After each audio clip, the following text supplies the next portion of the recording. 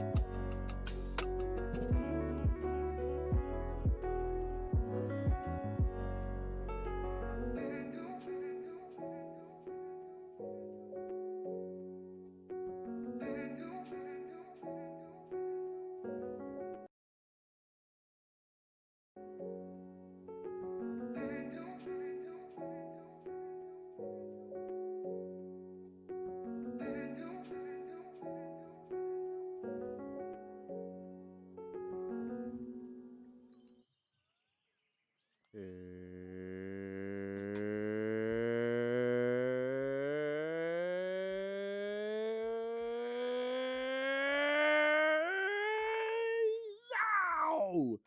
Hello. How are we all doing here today? It is so good to see you all. Welcome on in. Welcome on in, Mothman Centaur, Pokejohn, Karazest, Nicholson Morrow, GameMaker 2D Fighter, Finn Lepron, they them, Cubus Dev, Robotech, Inspector Gadget,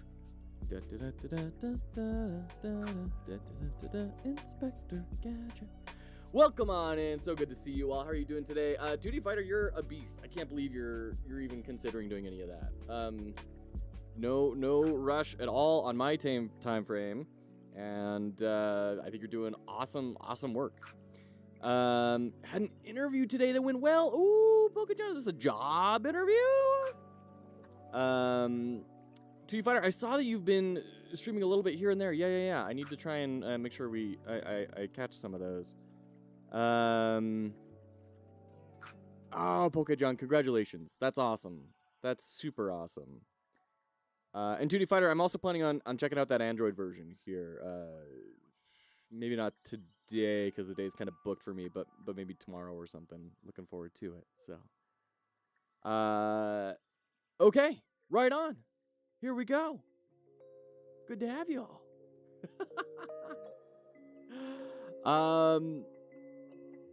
Yeah, how do you feel the interview went, Poke? Did they have a bunch of hidden mechanics that you had to interpret and guess on the fly, and that they didn't tell you about? Pokemon is a lot like interviewing.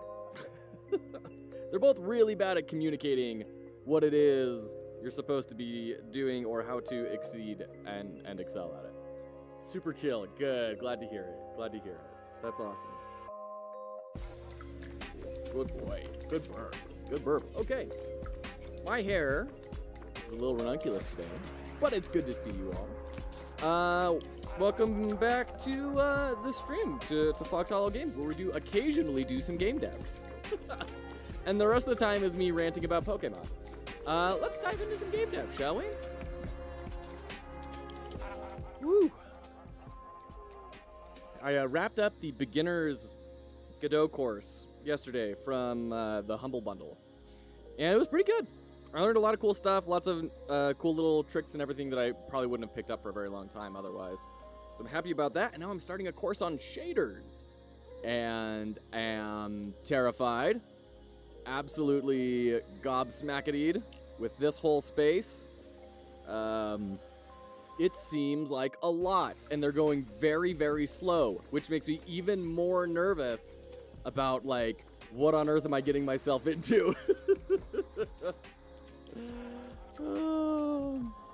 Yeah, that's awesome, 2D Fighter. I hear you. It's super cool. What is my favorite Pokemon? I don't know. I'm old school. I really like Blastoise and Charizard and Scyther is like one of my favorites. What's his name? Is it Tauros? Yeah, Tauros is pretty freaking cool. Big fan of Tauros. Was always bummed he didn't have like any evolutions or anything. Yeah.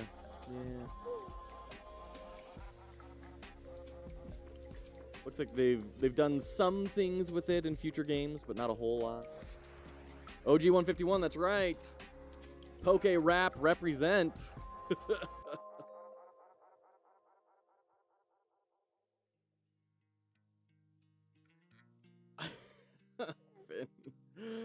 GameMaker shaders can burn with no water. Nice. Scizor. I mean, Scizor's cool, but like, it was just barely slightly after my time. Like my interest in Pokemon was waning at that point. When I say interest, I mean like direct, like frequent interaction with.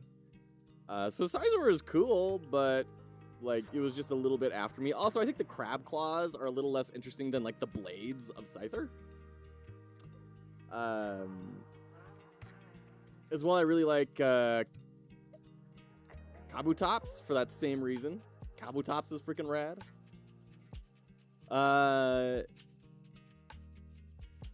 Have you seen the real life battle between the mantis and the bird? I think I have seen that. Yeah. Shaders are just hundreds of tiny computers doing everything at the same time, and then you have to choreograph them. Welcome on in, Alex. So good to see you. How are you today? You forgot about the Poke Rap, Duty Fighter? Come on! You can't forget about the Poke Rap. You matured faster than me. I don't know. I mean, it's definitely not a matter of maturing. Okay. Come on, little guy. Just go to sleep. Go to sleep. More like a matter of, probably I'm older than you, and also just, life was kicking up and there were other things that were demanding my time and attention. Like Beast Wars. HTML5 hates GameMaker shaders. Oh, that's a bummer. Are they GPU shaders? Is that why? We had that discussion the other day. I love Beast Wars, yeah, because you're a classy, intelligent human being. All of those love Beast Wars. Okay. All right. Hey, you were so peaceable just like a few minutes ago. Oh. Hey. Hi. Hi. That's some crying smiling. Are you looking for food? Is that it? You're still hungry? All right. Beast Wars. Absolutely. Hey, we're going to dive into here because I've only got another 40 minutes until I've got to go jump over and hang out with CrispySense. We're going to be playing Parish with him and his crew at the top of the hour. So let's get what we can done here right now. So let's see where we're at and then kind of see maybe what do we want to work on today. Outta hat, you got it, Mothman.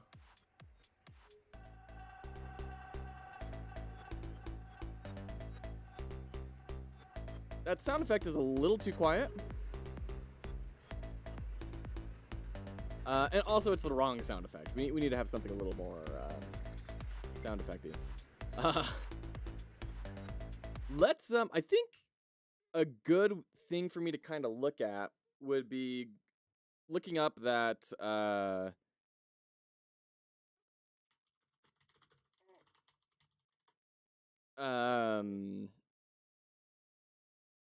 the thing that the Dead Cells visual lead posted, and just kind of look at different things that I have or have not. I mean, it's all going to be what do I not have, but the thing we're going to be looking at is what's applicable, because this is for like a shooter game for visual effects, and I'm going to be a little more concerned about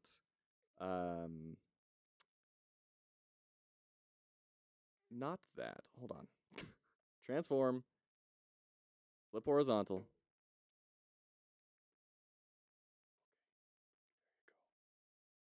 All right. So, game feel options. Blink impact. So we're going to disable all, and then we're going to put on Control Q because that's a bug. You need to have that enabled in order for stuff to happen. Cheetor and Arachnid. Yes, absolutely. Absolutely. Okay. So we've got Blink Impact. Produces a short white flash on entities. Oh, that was so fast. Thank you.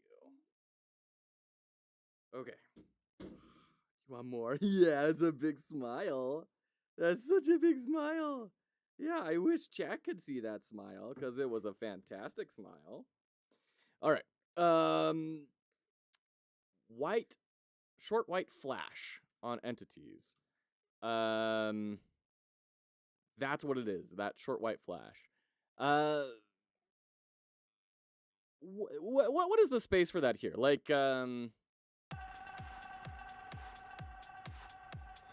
maybe having the white flash be on the thing that you click? Let's try it out. Let's kind of see where that takes us. Okay,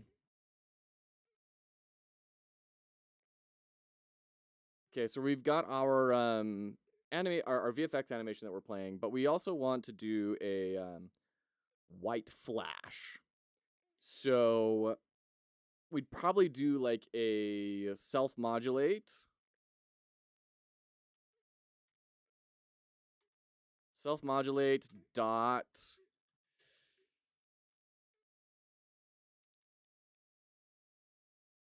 what would hex do? What does hex do? Returns the color associated with the provided hex integer. Returns the color. In GDScript and C#, the int is best visualized with hexadecimal notation. 0x prefix, making it 0x RRGGBBAA. Okay, well, that's probably not going to be very helpful for me then. That's a bummer.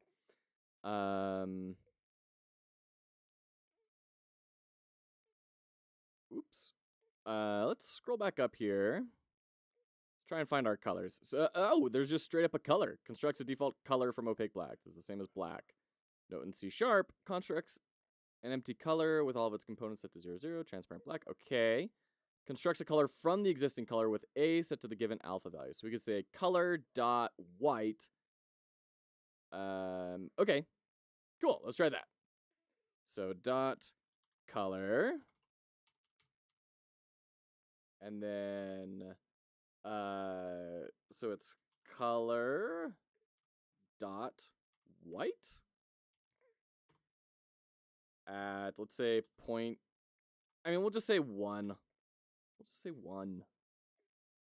Cannot find property on base color. Darn it. Really?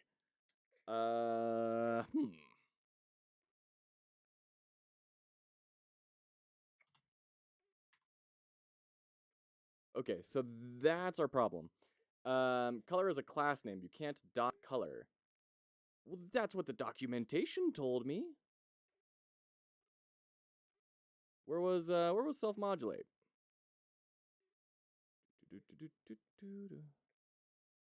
Close. We're gonna close. Symbol parent. We're just gonna stay here. Self-modulate. Self-modulate color. Self-modulate is of type color already, so you can assign a color to it.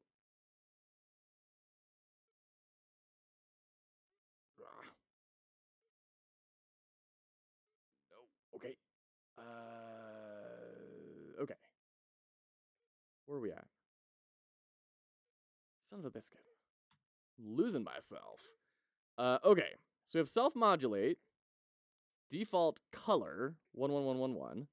The color applied to this canvas item. This property does not affect child canvas items, unlike modulate.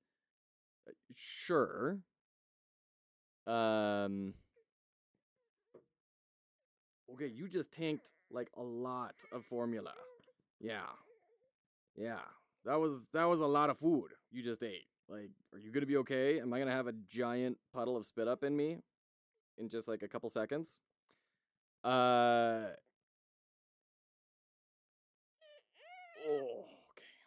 So you can assign a color to it. So, okay. Hold on, 1 second.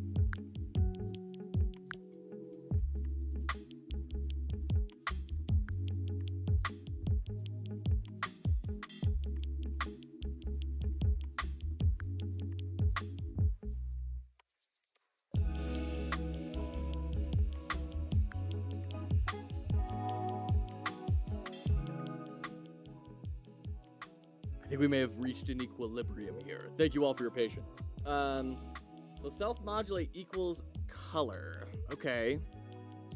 I must be misunderstanding how this documentation is written then. The color applied to this canvas item. Okay, so we're at a method inside of canvas item. Okay. It's very strange. Okay. Use AI to generate a metal rock song about bingo. Oh, do you have access to like a song AI thing? That's crazy.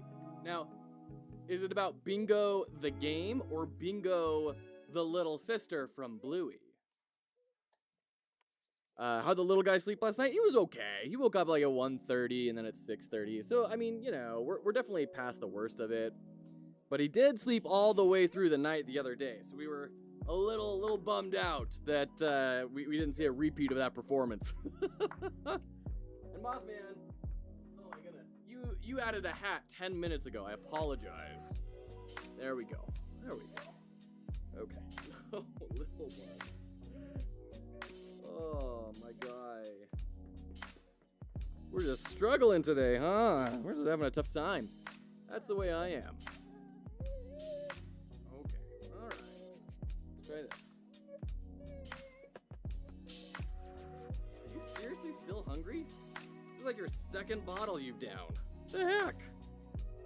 How can you still be hungry, my guy? All right.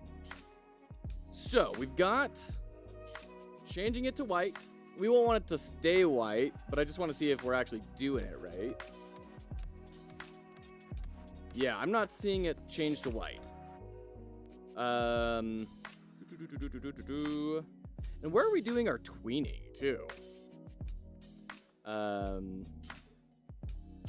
Right here. So we're gonna, yeah. Tween callback queue free. Why is that inside of a tween? Oh, because we're waiting for this to happen, right? I don't like that. I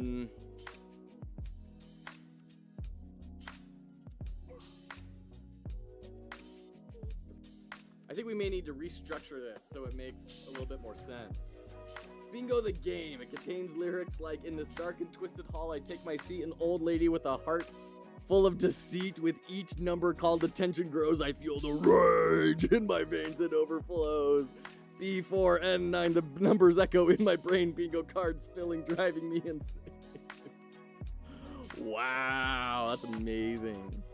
AI voice changers are amazing. Turn your voice into instruments. Oh my goodness. The default modulate is white. White means no change, since the color is mixed additively or one of those filters. What? I'm not following Cubist, because, like, I mean, it has a color, right? It has its sprite color. So, like, white, unless there's, like, a white meta attribute attached to it. But it seems like if that's the case, then the sprite is, like, overwriting it, right? Change the modulate in the editor to see. Let's see. Modulate.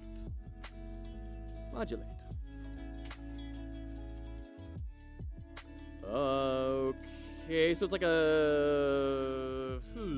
this is a blending mode. Where white is basically don't do anything, and then black is... So what the heck is modulate?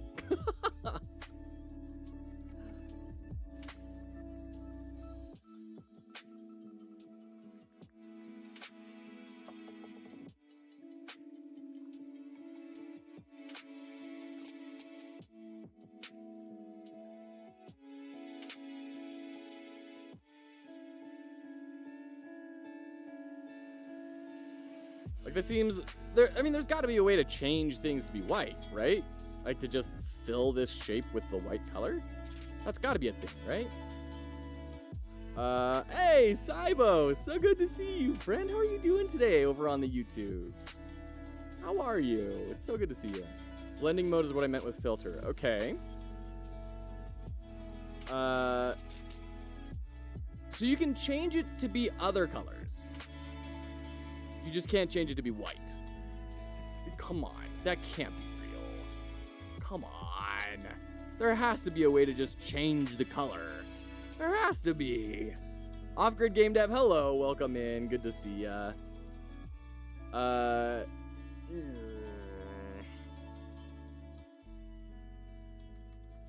shader? Yeah, do we have to start jumping into shaders for that?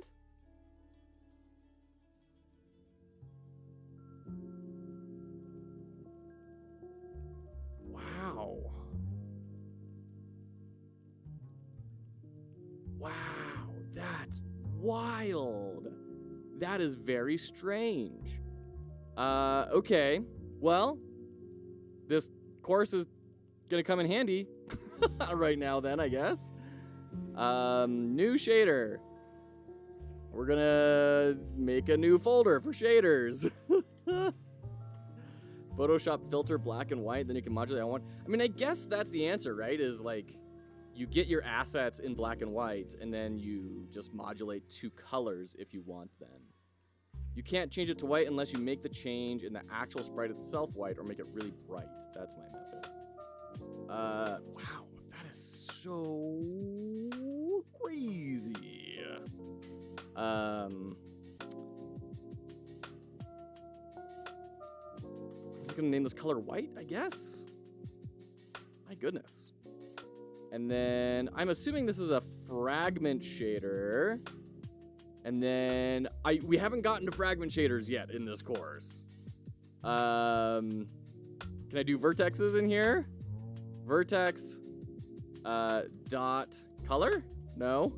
I mean, right, because vertex is, yeah. So we need to do like vertex equals, and then we need like an RGBA, vector, vec3. You're gonna watch me stumble through shaders. I mean, can I say like 255, 255, 255?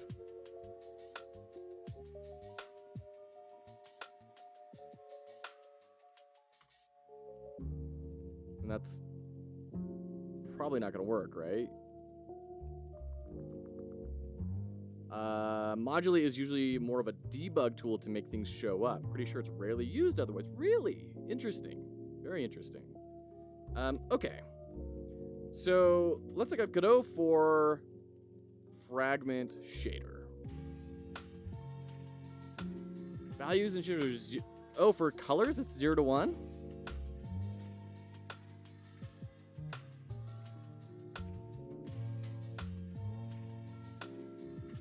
Oh, do they need to be floats as well?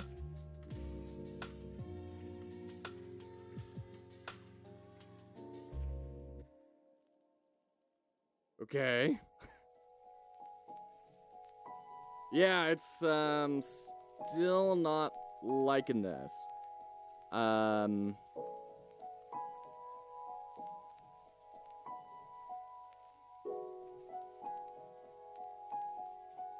me see here.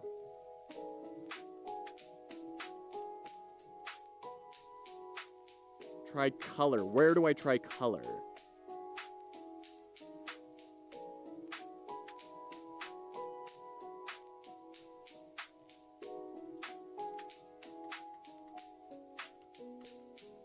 Instead of vertex? Oh, right, semicolon. Hey, look at that. Wow. Okay. Thank you, Cubus. Okay, interesting. Okay, so vertex is for positioning. Color, I'm assuming color is still going to... No, it's going by quote-unquote pixels. Not actually pixels, but something like pixels. Not by vertexes. Okay, that makes sense. That makes sense. My stomach is just slightly more educated than yours, so don't listen to everything. Oh, shoot. Okay. So we can color the polygon. We can color the square, right? So my question then is, how do I get it to only color the sprite 2D? Let me save this. Where's our shaders folder?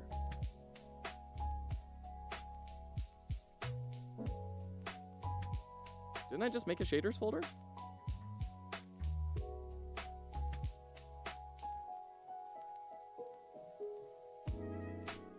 Where's the shader link? Where's this? Color. Oh, it's in scenes. That's our problem. Okay. Bring shaders out. And then shaders. Let's go ahead and save this. I'm assuming that it's just on the wrong material, right? Or it's on the wrong node. So save. So if we can go to the sprite 2D instead of the symbol parent.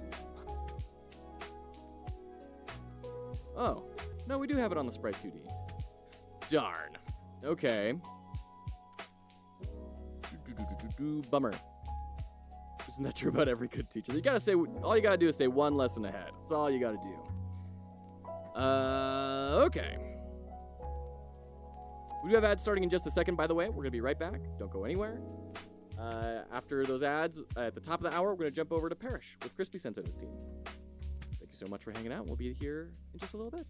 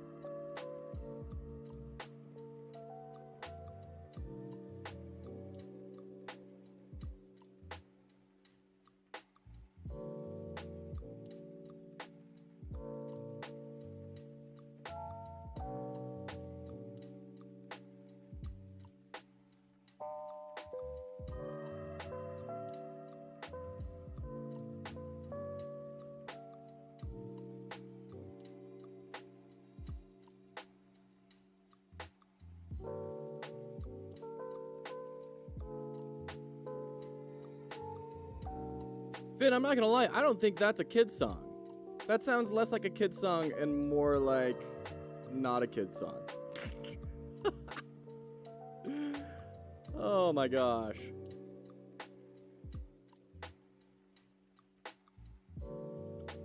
Okay. So.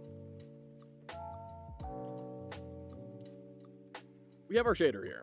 It is successfully shading. Hooray. Well done.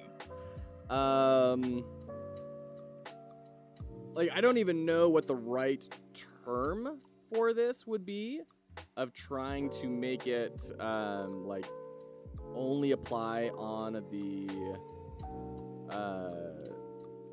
what's going on? Jeez. Only apply on the sprite.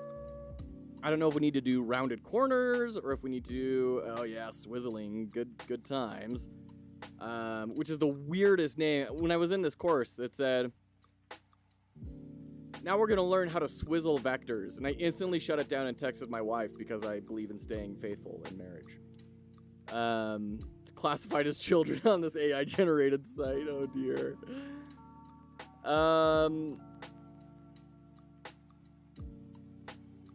I mean, would we use, like, I mean, I could see a possibility of us using, like, sine waves or something to turn it into a circular sort of thing, but it's, like, it's very weird. This is very strange. Probably won't use a vector 4 to have alpha and set that to color dot A. Well, I mean, we're using a vector 4.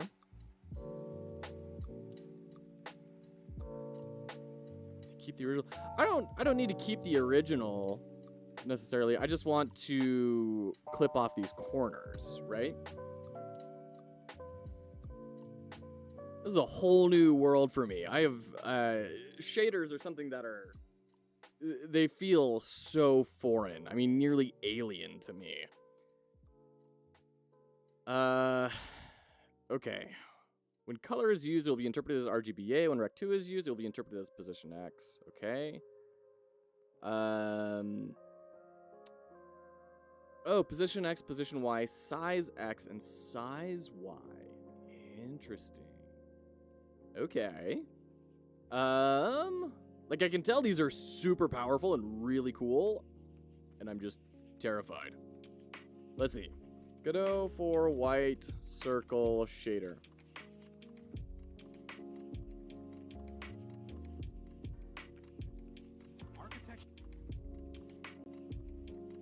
Your original spray has transparency there to clip the corners. Yeah, exactly.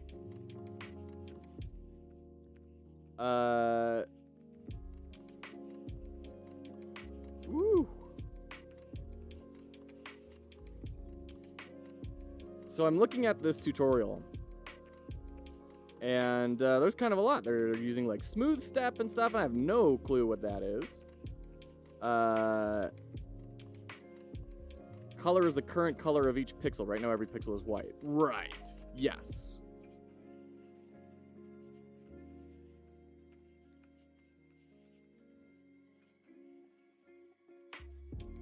Oh my goodness. He's like making it using a gradient. What on earth is all this? Oh, that was also 3 years ago. You can also choose to keep the original alpha by referencing it with color.a.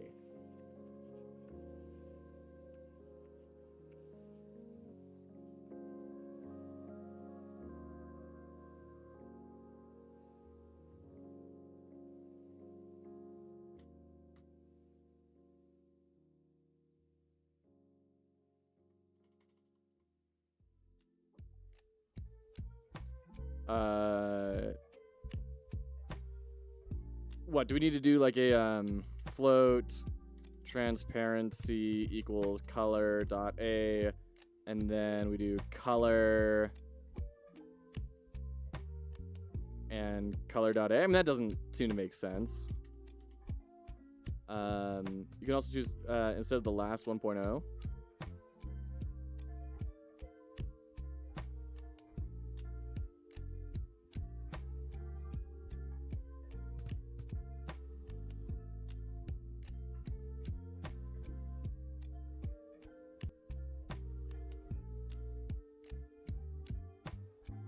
Well, that did it.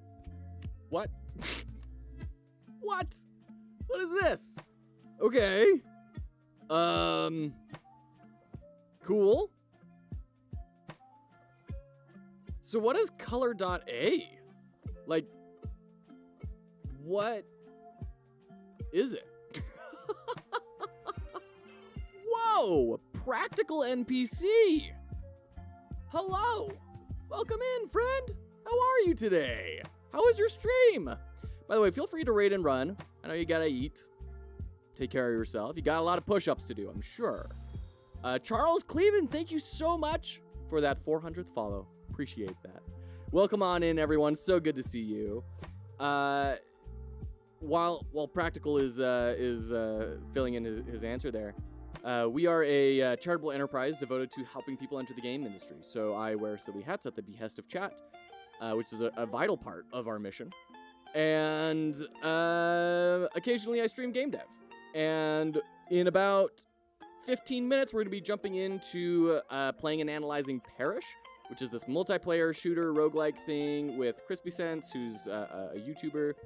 And we're going to be doing analysis of that and kind of seeing what about this game works, what about it does not work, and how can we take that and apply it into our own games and improve.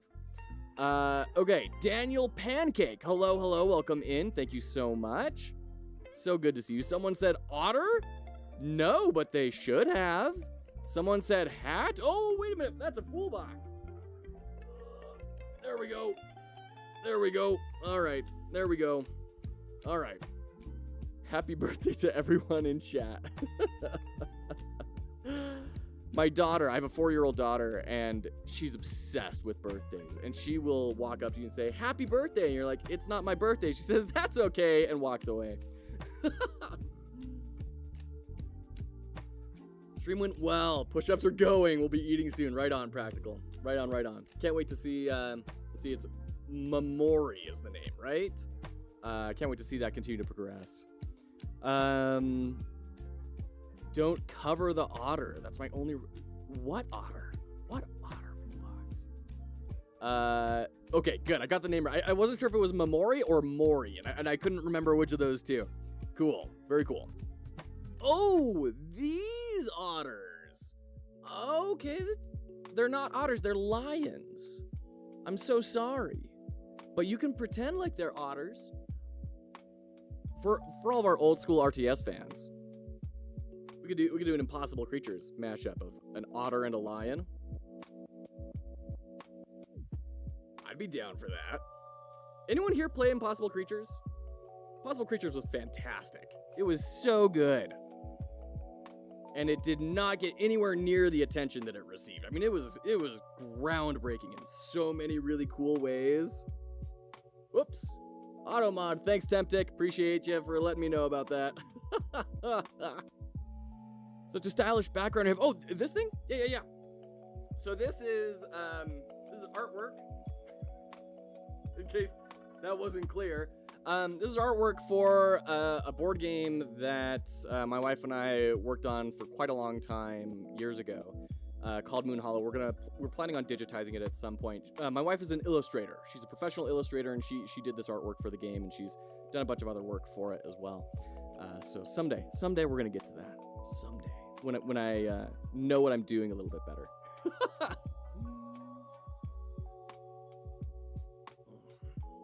That's so practical. Yeah, well, she's pretty amazing. Add a hat, you got it. Let's see. Whoops.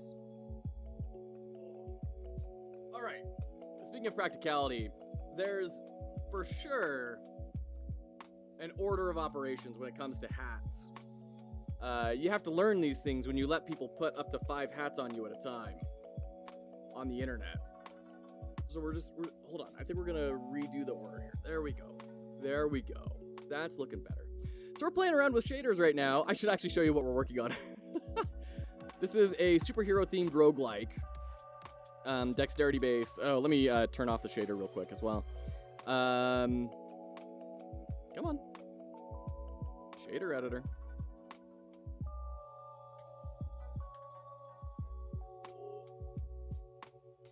Okay. All right. Blump. There we go. Easy game. Okay. All right, you bunch of goobers. You want the hats? We'll give you hats. How dare you challenge my authority? My hat authority. Ugh. Okay, all right, we got Cthulhu. And then we got... Hold on. We need one more. Ah, yes. Oh, adventuring hat. Okay. And then the fez. And then the otter lion. The lauder. Mothman. Okay. All right. We're at the last hat. Longtime members of the channel know what that means.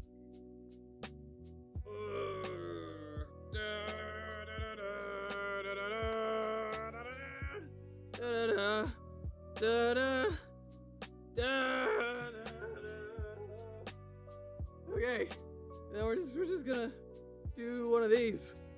We're just gonna do one of these. Okay. Welcome to the stream, everyone. We're a professional streamer and charitable enterprise. We post many things on LinkedIn and do other professional things as well. Welcome in. Foolbox. Thank you. Woo! This is what I was hoping for. Joe has had it with us. Oh, shoot. Oh, the puns in the chat are fantastic. How many hats is my limit? We do have redemption limits set up. That's pretty much it. Professional hackle 'em. Yeah, I know. It was kind of acting like a vice. It was nice, actually. It's actually very hard to code and stream on camera with that many hats. You have to be very, still. So, the idea here is it's kind of Helldivers 2-esque, where you are trying to do your stratagems, right? But you have your superpowers over here. And so you do the dots in the order that will get you your abilities in time for the turn. The enemy will take their turn. Right now, he is going to... I can bring it back. No, we died. Bring it back to board interference, because that's a fun one to see. There we go.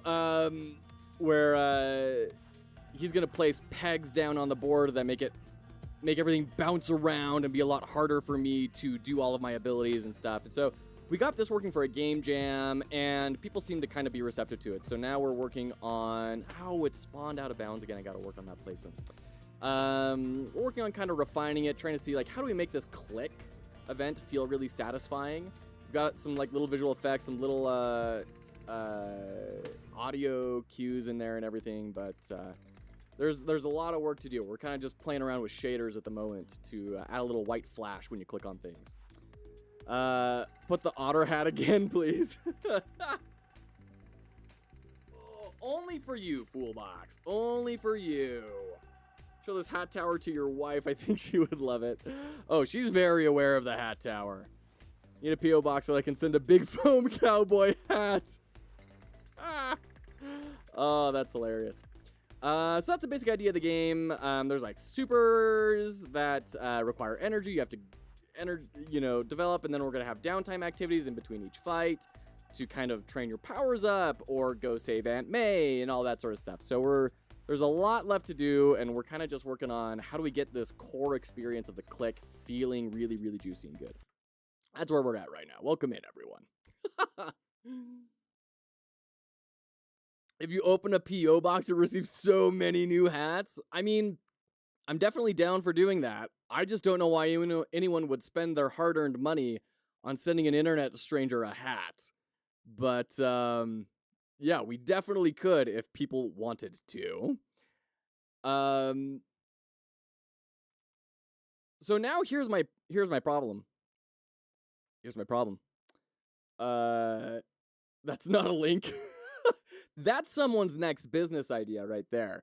Go make a business called So Many Hats and sell just a huge variety of hats. Done. $1 million right there. Yeah, for real, Foolbox. It should be. It 100% should be. I think the effect matching the color of the bubble would be cool. The the electricity burst. Because right now it's kind of like this purpley bluish sprite effect. That one. Yeah. Yeah, I agree, Daniel. So I think what I need to do for that is I need to take the sprites into Photoshop and make them black and white, and then being able to color them in with shaders a little bit better. It's shader time. Yeah, Foolbox. So I finished my Godot course last night, and I started shaders today. And I don't know anything about shaders pretty much other than they're scary and cool. Like, I don't even know how to like start or stop a shader at this point. How call a shader?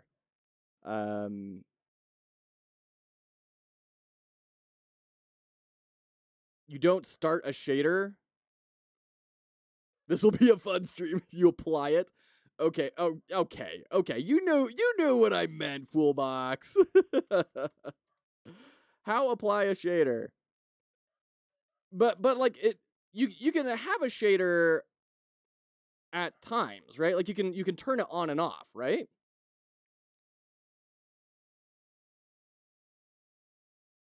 Do you wait, hold on.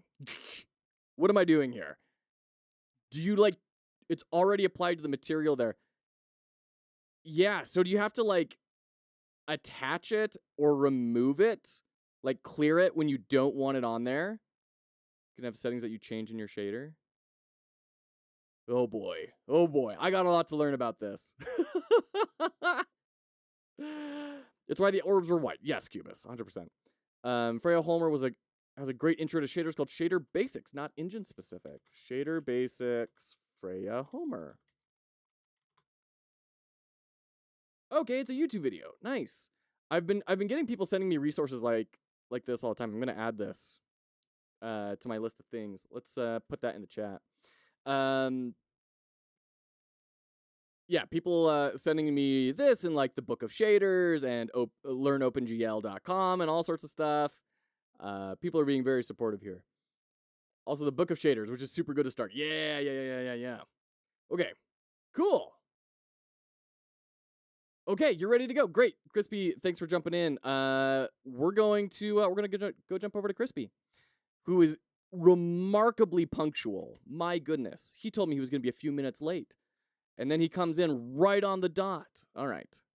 So with that, that's going to conclude our game dev section. We're going to go and play Parish now. And we're going to do some analysis while we do it too. We do this to close off every stream.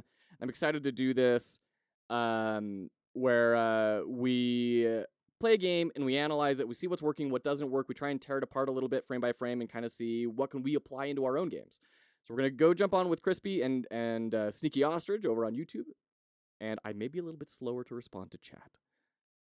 But I hope this is a valuable thing. I hope it's good for you. It's certainly going to be valuable for me because I don't do anything multiplayer, so it's good to kind of look at that a little bit. So, oh, Alex, oh man, good luck. Good luck. Whatever. Yeah. Hello. Yo. Hello. Hey, how are you? I'm doing well. How are you guys? We're Thumbs up. good. Are we ready to punch some like Bronze Age ghosts in the face with guns? Oh, yeah. Well, yes. we have to unlock a gun for you if you haven't unlocked it yet, but yeah. I think you got the revolver. Yes, I have a pistol, which is All much right. better than Odysseus had. So I think I'm ready. Awesome. Now, the Did problem you get is I'm on my laptop, so it's cool if I play with a trackpad, right? This first-person shooter. Yeah, go ahead. Wait, I was like, I don't know what that is. Maybe Sneaky does. Trackpad, is that thing on laptops above your left and right click that you use to move the mouse? That like flat pad? Yeah, the trackpad. Yeah. Yeah, that thing's terrible, but some people are really good with it. Really? You've seen like people use a trackpad for a shooter? There are some people I know that were in Diamond League of Legends, at least for League of Legends, that used a trackpad, and I don't know how they did it. They were godlike, way better than me. That's pretty impressive. And one is of my this you or is this a random person? It's a random person. My game has crashed on Oh. startup. I need to restart. I was like, how do we have somebody named Player? Yeah. Oh, and then they just left. Oh, well, nice to meet you, Player. Bye. I'm like, it's a private room, and I sent you the room code on Discord, but I can put it in your chat if you needed to. I got the code. I'm gonna try and join in. The problem is the game seems to. There we go. Now it's launching. Good. Oh, okay. Yeah, every once in a while it does crash on. I think it's the weird like Epic, like logging into your Epic account just like crashes it out sometimes. I don't know why. Interesting. But I get that every once in a while. I just alt F4. It like freezes up, like crash freezes or whatever. I just alt F4 and relaunch it. It usually works then. Yeah, my Epic launcher had to actually completely update right before launching the game today, so... Okay, let me join in. Yeah, and then we were wondering too, because you're the analysis guy, so don't know if you want us to play with like our higher tier stuff and like do damage, or if you want us to be more of like a lower level base run. Like, what are you looking for? What are you looking to analyze? Honestly, I think all of those would be really interesting. I think it would be cool to analyze like party dynamics when there's mismatches of power and what does that experience like. I think it would be cool to do it kind of if you had a crew. Look at you with all these cool skins and like cool effects and stuff. Well, you got one already too. You're a skeleton guy on a robe, so I mean that's fun that you got that already. Are you talking about like me in the stream or in the game? In the game, yeah. Did you not realize that you have a skin on? Unless maybe I'm seeing things I'm not supposed to see. I don't know. No. Yeah. I was making a bad joke. Yeah. So I mean, whatever you guys want to do, I think all of those would provide really valuable opportunities. Because that's one thing we talk about a lot in analysis. Is when you do playtesting, you kind of want to be careful about how you present your playtest, right? And how do you test it? And observing people in their actual environment is important. Like as game designers, we need to see what happens when someone is like max level, like Sneaky over here with everything unlocked compared to someone who doesn't have much. Like, what is that experience? Do we care enough to change it? Do we want to take charge? So whatever you guys want to do, I'm totally cool with. We can have a great analysis either way. Okay. Yeah, it sounds Thanks, very fascinating either way to me as well too. It's your channel, like a lot of the stuff that you're going over most of the time is like way over my head, but it's still interesting. Well, I'm gonna have to ask you what's going over your head so I can learn about myself and kind of do a little playtest of my channel. But in the meantime, I don't think I have anything to like get ready for in here. I think I'm gonna use the sword because I'm a glutton for punishment, and I just unlocked it. All right. Yeah, no, you asked Sneaky, like for the very beginning, all I was using was melee, and I loved it until I got the assault rifle, and then it was just game over. And I was like, this is the greatest weapon ever. It does seem pretty tremendously unbalanced. I'm not gonna lie. Oh yeah. That was. Guns are busted. Yeah. And then like the one run that we did where Sneak was using a flamethrower. I mean. Yes. Jeez. And then I mean, even just getting the revolver was like, oh, all of a sudden I can almost win the game now, as opposed to dying in the first area. Well, and then have you noticed too that you have little subquests now for each weapon? Yes. And if you complete the one subquest for the revolver, it turns into being able to shoot automatically. It's incredible. Wait, shoots automatically? What does that mean? It like rapid fires its whole clip. Oh, yeah. Okay, yeah, I did get that one. Oh, you got it already. Nice. Okay. Yeah, that makes it even more broken for just the second weapon in the game. So. Yeah, really good boss killer for sure on that regard. Yeah. Honestly, that pistol's better than the sniper rifle you get later on. Really? Yeah. I wish you could take the scope off the sniper. You don't need a scope. It just like you're gonna unlock it once you get enough kills, and you can't turn the scope off once you unlock it. Yeah, that seems like an interesting choice in a game where you only get to have one weapon. Yeah.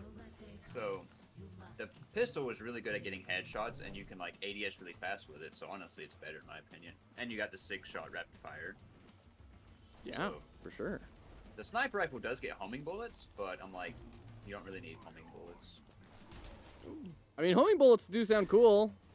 Are there like, do they have cards that interface with the weapons at all? I don't think so, right?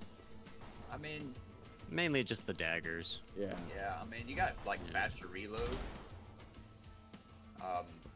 or more damage when you aim down sights. Gotcha. But So like, if you had 4 people, one of you could specialize and be like a boss sniper, theoretically, right? And everyone else takes the aggro. Is that kind of the thought, maybe? Yeah. good, yeah. I think there's even there might even be like a jar or something that like heals the team. I feel like. Interesting. There's I forgot what it's called. Like it Yeah, definitely there's feels killing. it feels incredibly challenging when you play it by yourself and you're changing like difficulties and you want to go if you want to do like a sword only run or something. Yeah. All that stuff by yourself is much more of a challenge than it is when you do play co-op. Co-op just seems to be like just you're having fun. Like Look at this. things Looking in the do direction seem of to an enemy ramp has a up chance a to little bit. inflict Like I think we fatal noticed damage. enemy density increasing and the bosses having more health, but it never really got that out of control. So Well, especially in a game where they can spawn enemies like directly behind you, it seems like having more eyes is really valuable. oh yeah. Yeah, the only time I got super crazy is when we took the card that increases spawns, but makes you get more gold per kill. When you and Solo both took that card. Yeah, then it got a little crazy with the spawns, but when you have like flamethrower or whatever, you can just kind of spin around and catch everything on fire. It's kind of alright. I think I saw that stream. Yeah, it was wild. It just kept going. Ridiculous. I think I was probably still using a melee weapon at the time too.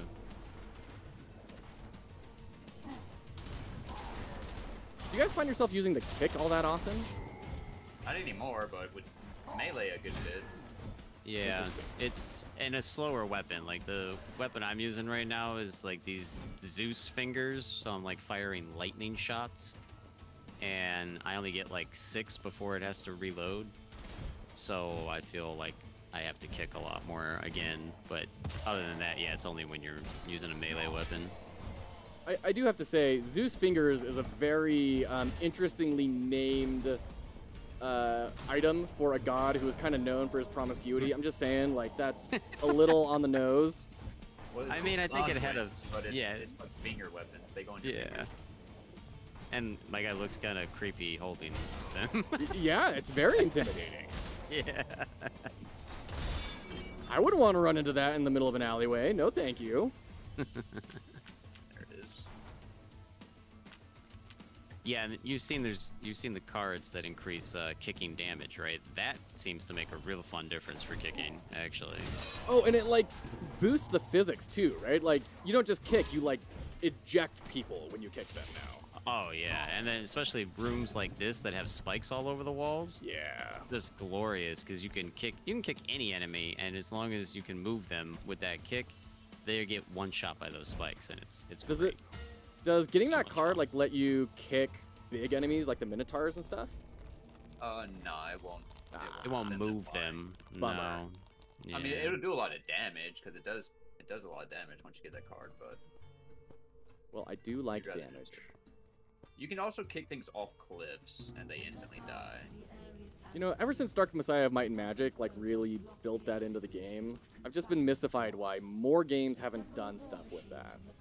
The fact that this game is one that has that and like not many other games do it is baffling because that is one of the most amazing mechanics in that game. Just the physics in that game in general were so well done for what was it, like a 2001 game? Oh my gosh. That was like Or- 4 years ago, right? Yeah, Yeah. exactly. Yeah. Sure. Time stands still. Yes. It's crazy how innovative like some of those early 2000 games were, and just, you don't see a lot of that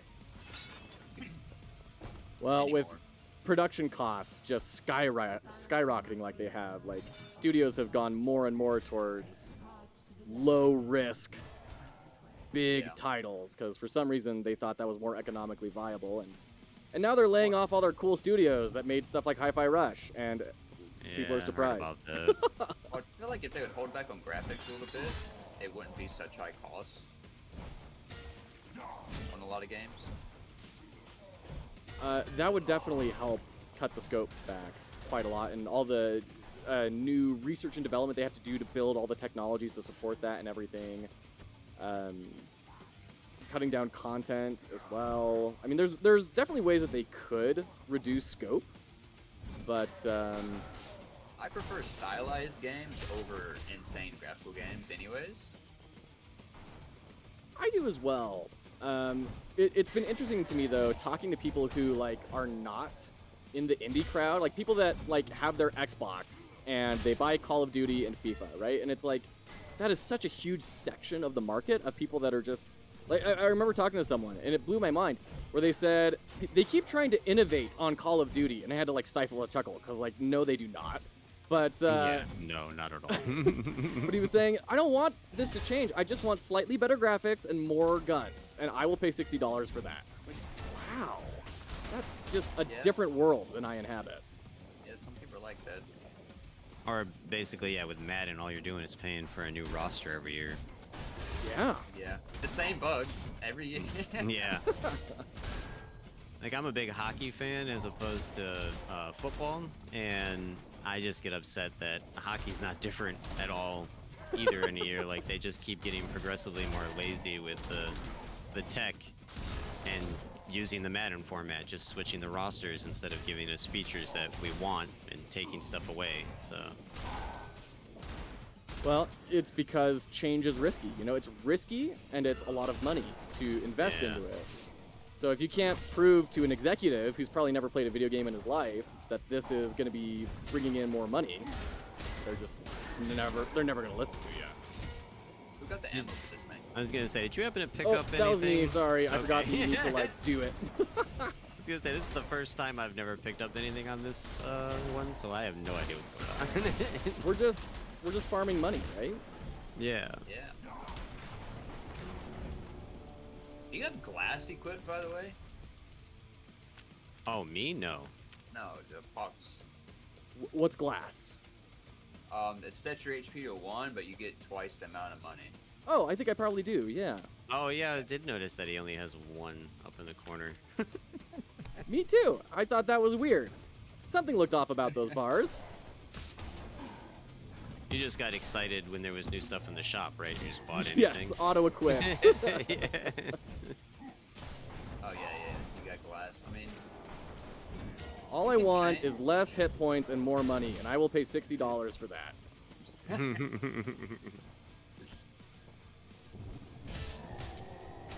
if you have other crowns purchased already, when you're in this room we're about to go in, the little in-between room, that big chest that's in there on your left, you can swap items with that, and if another crown, you can swap your crown out for another one. I do have Arc. I should probably swap to that. Yeah. Arc is so good because that's what covers your back Yeah. when yeah, I'm for not real. behind you. Because I've been trying to cover your back as well. Hopefully one spawns in the box for you, but it should since you're on like a lower amount of equipment. Yeah, based on the amount of stuff that you have Got unlocked, this box will be a little bit crazy. Like, I have a bunch of weapons and additional things unlocked. So I have 2 options for weapons right now. I have an option for a new, what is this? A different canister or something? So... That is kind of interesting about the opportunity they give you to change equipment, but they restrict it. It's not like a full options. You kind of have to deal with what you've got. It's an interesting very choice. RNG, yeah. Yeah. I mean, it's very roguelike, RNG. right? It's making the you- best Yeah. of the options given to you. Yeah, once you have a lot of the equipment, it's very RNG. Early on, when you have a few, it's like you get to everything shows up in the box you have, basically, because you have so few stuff. But later on, yeah, it's kind of whack.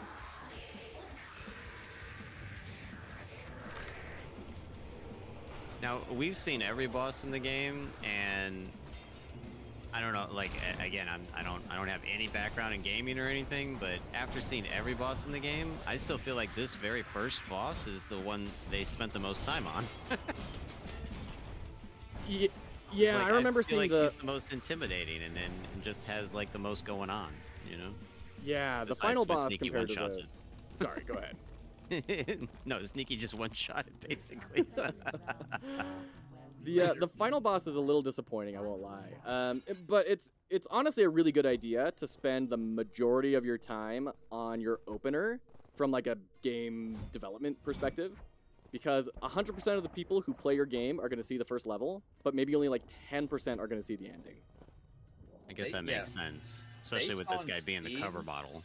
Yeah, Right, based on yeah. Steam achievements, I think it's something crazy like 60% of the player base does like gets the achievement for like beating the first boss in the game, and then it drops all the way down to like literally like 5% or below actually beat the last boss of the game if there's like a last boss achievement on Steam.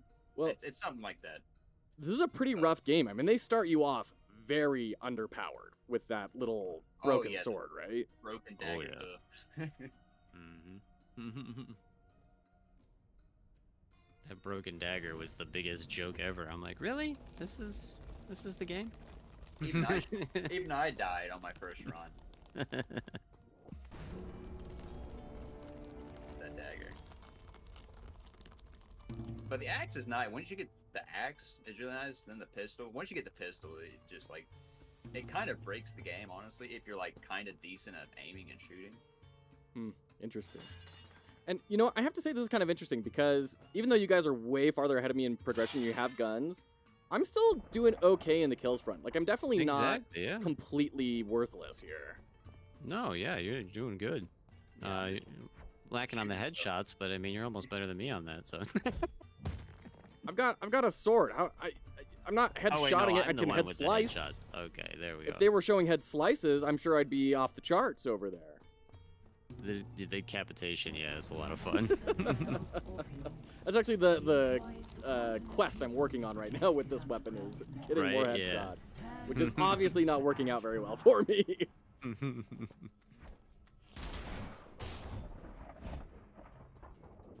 Oh no! Crap! We gotta pick up these stupid logs. Logs. I just went. Yeah, I was gonna say, isn't this the wrong way? I haven't played in a couple. You pulled a me and went the wrong way. Yeah. It's to the neck. Don't count as headshots. I went the right way for once. All right, I got one. There's that Minotaur. By the way, I'm a. Oh, that's a Minotaur. To do that. Okay, I'm a Tap House. Thank you so much for the follow. Appreciate it. Oh no, you brought a friend with you. I mean, he said he wanted to hang out. You guys are cool with that, right? Yes, I'm cool with it as long as he's laying down on the ground unconscious. Then he's my best friend. You know, people say that same thing about me, weirdly enough. This mission sucks on 3 or more player co-op because it ups the amount of logs you need based on if you're playing on multiplayer or not, or how many people you're playing with. You need like 2 full piles of logs when you have 3 players. Yeah, when you play this mission by yourself, you'll only need 2 logs. Yeah. That seems like pretty harsh scaling. Yeah, on it's Duo, very weird. you only need like 4 or 5 logs or something. I think 1 whole stack. And then on 3, it's 2 whole stacks of logs on 3 players. So it's kind of, it's weird. How many logs are in a stack? I think 5. Yeah, because this stack is gone. Yeah. It goes from 2 to like 10? Yeah, basically. Wow. Also, they could make that pickup animation a little more clear, because it's a little not obvious to me when I've... I always get turned around something. in this corridor. There is I mean, it's probably meant to be confusing, you know, to add to their difficulty. Maybe that's a we're trying to analyze things like you do, because like this level, the first time we got on it, we were just like, this is the worst level ever. I don't want to ever play this again. And then once you figure it out, you're like, oh, well, it's not so bad. But even now, like me and him haven't played it since what, like a week or 2 ago, and so now we're forgetting things, and it's only been 2 weeks, you know, like. Yeah. Yeah, labyrinths are always really risky, right? They're either going to be a really cool and memorable part of the game, or they will be like the other 90% of labyrinths where people just hate them forever. Yeah. Honestly, I like the other mission on this map where you had to build a bridge. That was a lot more entertaining, yeah. It's just this one where you gotta burn the snake is just terrible on co-op. Oh, yeah, you got your friend right there, okay. He just wanted to play tag. with swords. Oh, and another one spawns right in front of us. That's fun. Man, they're dropping like flies, though. I remember the first time I fought one of those things, it seemed impossible to kill them. Yeah, they get easier over time. There's an HP thing. Oh, well, none of us need it, but must. Sure, let's see. None of these are really that good. I have to say, the upgrades, a lot of these upgrades are really cool and interesting. Like, dashing knocks down nearby enemies. That's cool. Medusa's Gaze, freaking rad. Yeah. Oh, did you get the health thing over here? Oh, nobody needs it. Okay, yeah. We're pro gamers. Yeah, nobody needs it yet. And then the Minotaur comes around the corner and spears you. Well, I am using Rally, so every minute we get a shield. Oh, nice. Oh, That nice. does help. Yeah, it does everyone, so you should get a shield up. Not that way. Yep, this way. I am kind of just leaving y'all behind. Thank you. I was wondering, is there a wall running in this and I didn't know about it? I was just waiting to, like, I wanted to say something before you walked right onto the off the cliffs.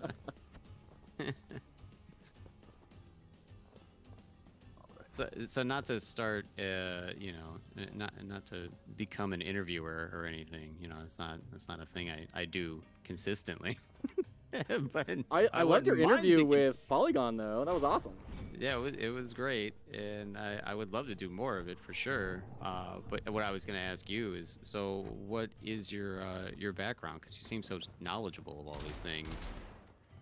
Oh, this is cool. Ooh, thank you. My background, professionally speaking, is I have about 10 years as a product UX UI designer, however you want to call it.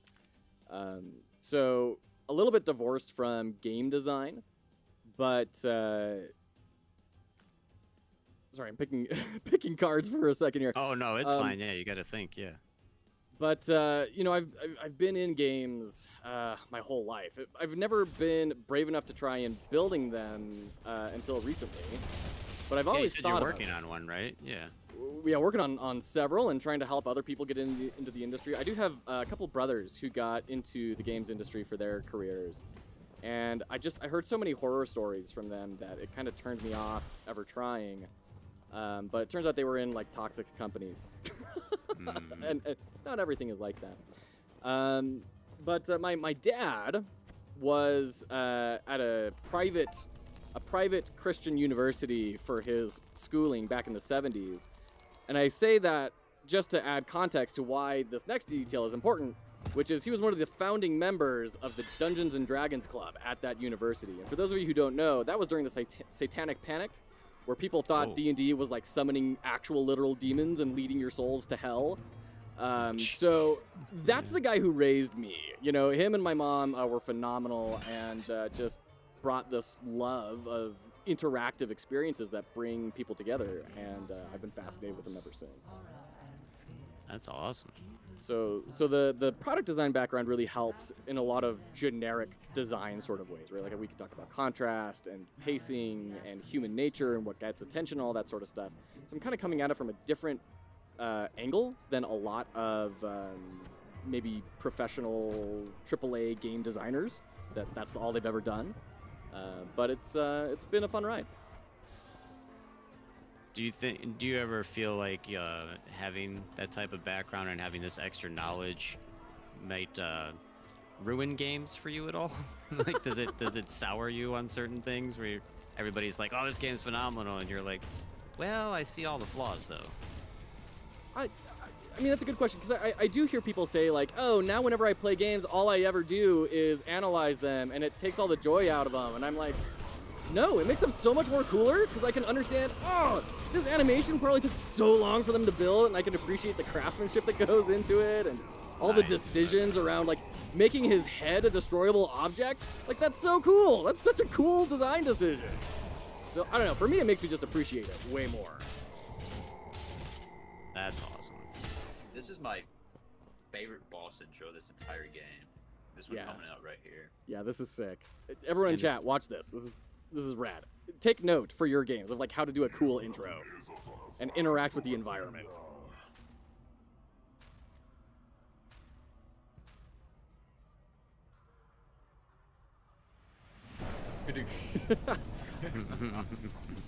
That's so awesome. I actually didn't even notice until you pointed it out originally, Sneaky, that the planet blows up behind him too. And like all these cool background animations happening in the skybox and everything, it's so cool. Like it's so well done. That's so intentional in a beautiful way. Yeah, and some of these rocks are actually hitting the Oh, they're coming into the arena? Oh, yeah. That's great. I was hoping that would happen. They just hit the ground and explode. I don't think they do damage, but they do. Some of them hit the ground in here. And Oh, they should totally do damage. That would be so great.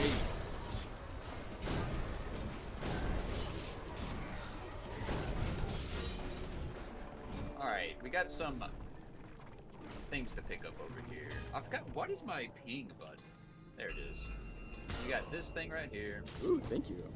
And these are little collectibles that kind of unlock shop options. Is that right?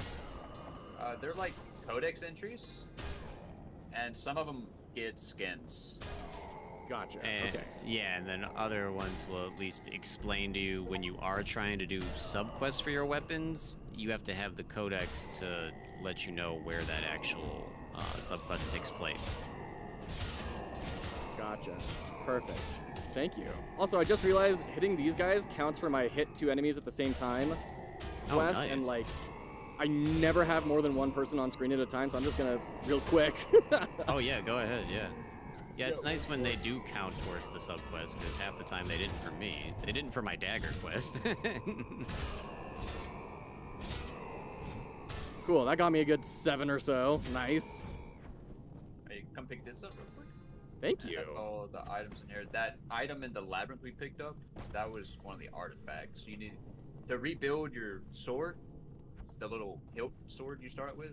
You need to find the 6 artifacts throughout the levels. What's that torch quest people keep asking about, Sneaky? Because I got another comment on live stream about that torch thing people ask about in the palace. It's an Orphic Rite quest. Okay. Oh, my game did the weird glitch thing again. Oh, dear. I guess, yeah, because we're back at the beginning. It kicked us out of the run. Yeah, that's a bummer. Yeah, I'm at like a black screen just falling into the void. Shoot. Oh no! And you weren't even the host too, so that's just weird that it affected everybody. All right, well, don't just. Well, are you okay? You're back there. Okay, okay. Let me just rejoin the game. Yeah, remember the last time this happened? It basically counted as the run continuing, but still made us start from the beginning. Yeah, How I'm does just that gonna. work? I'm We don't gonna- know. Yeah. Maybe you can It- tell us. Yeah, like you should still have all your cards right now if you check your inventory. Wait, so you can just like triple up on your cards, on your boons? Yeah, but what I'm going to do, just so we're not playing over the starting levels again, is you do get crowns that let you skip to like next parts of the game. So I'm going to equip the crown that skips to the next part of the game. I don't have any cards. It's Yeah, you just do. showing the rings.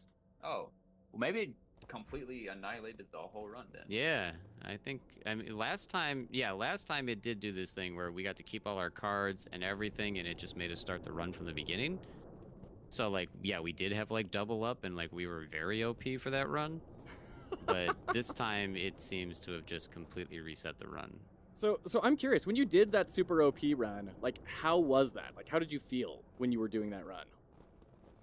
Well, it didn't help me at all, because I think I was using a bad weapon or something at the time, because I remember dying and watching I think Solo was with us, and he was doing some crazy damage with his extra cards, and you were doing well too, weren't you?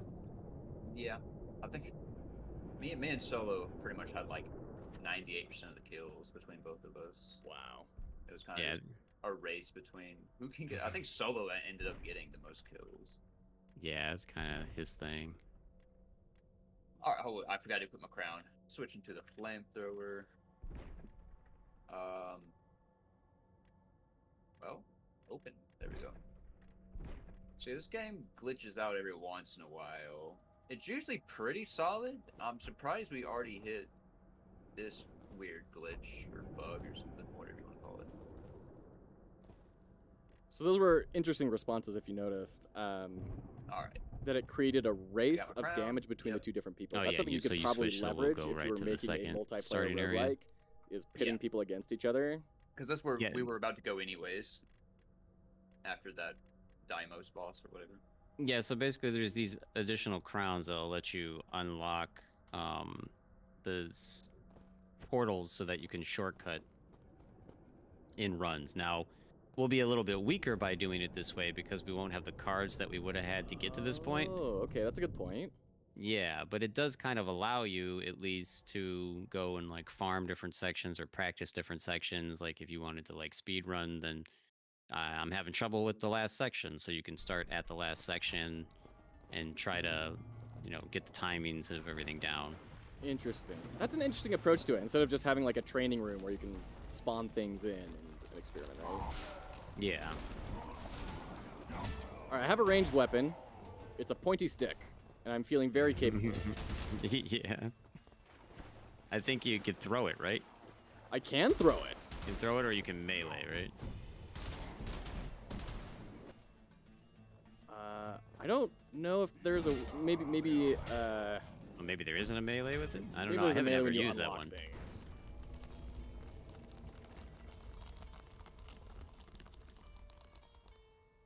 Yeah, these crowns are nice when you're doing the Orphic rites. There's a lot of Orphic rites at this Trojan palace we're about to be in, and so just equipping the first Opal crown and coming straight to the Trojan lets you get through all those really quickly.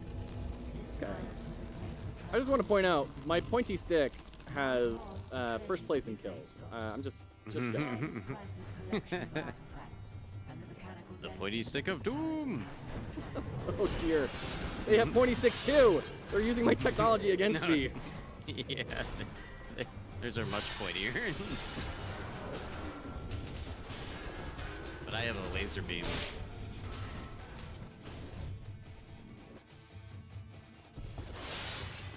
You say, why is there still a boss bar? Oh, we had to went flamethrower away. all the pots. Yeah, I'll show you right now, Crispy. Where the torch things are that they're asking about? Yeah, Okay. they look like. That's the main question I keep getting. I think it was this. I'm pretty sure it was the same question the I guy think asked in this is one Discord. That's not lit. I lit it, I think, but it looked like this. Wait. It looks like this? Oh, okay. And you have Yeah. to hit them explicitly with the flamethrower? Or fire daggers. That's so specific. Yeah, it's for an Orphic rite. You need to light. There's 7 unlit ones in this place, and to do that Orphic rite, you gotta light all 7 of them. And I guess there's 2 that are pretty hard to find because they're always Yeah. asking where are the last 2 Oh, yeah. torches. They look like this right here. Unlit. Do they got have other side quests? I'm curious. Other side quests that revolve around one specific weapon? Yeah, every weapon has its own side quest. Sure, but is that like the torches type sort of side? Like it's a different type of side quest, right? Yeah, like I think the only one that you have to use specifically the fire weapons is that one. The other ones are just like kill a certain amount of enemy, or no, you do have to make some of them slip on the wine, and you can either use the consumable that throws the wine on the ground, or the card that gives you the wine also works for that one, right? Okay. So, but there's no like smash the ground with the hammer, because I know there's like a big hammer weapon or something, right? Yeah, no. I was very disappointed with the big hammer, by the way. Really? Yeah, made me sad. Oh, that's a bummer. What was Yeah. disappointing about it? Just it's way too slow, and it's not. Like, you have to be very precise to get the damage. You have to be precise with the giant hammer? That sounds Yeah. counterintuitive. Right? I was not happy. I do want to try this guy's weapon. You get this guy's weapon where you have a tiny little shield and a tiny little blade on your hand. But it seems like it must be like a fast attacking thing, maybe, you would imagine? Huh. I don't know, I haven't tried it yet, but I have it unlocked. You know, humanity has gotten so creative on how to attach points and edges to things. I mean, it's just really impressive.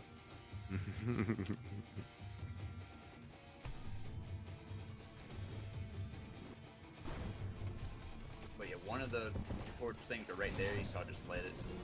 And I'll show you where the two outside are, because they are kind of hard to find. It took me a while to find them when I was getting them. Oh, so maybe those might be the ones that people are having problems with? Yeah, I tried to tell the dudes in Discord, like 5 of them are in here in the palace, and the next 2 are in the lava. Yeah, I think the guy in Discord got it. The comment I got was on the live stream, and it was a different person. I mean, well, it should have been a different person because it was like a week or 2 later after you told the Discord guy what was going on, so...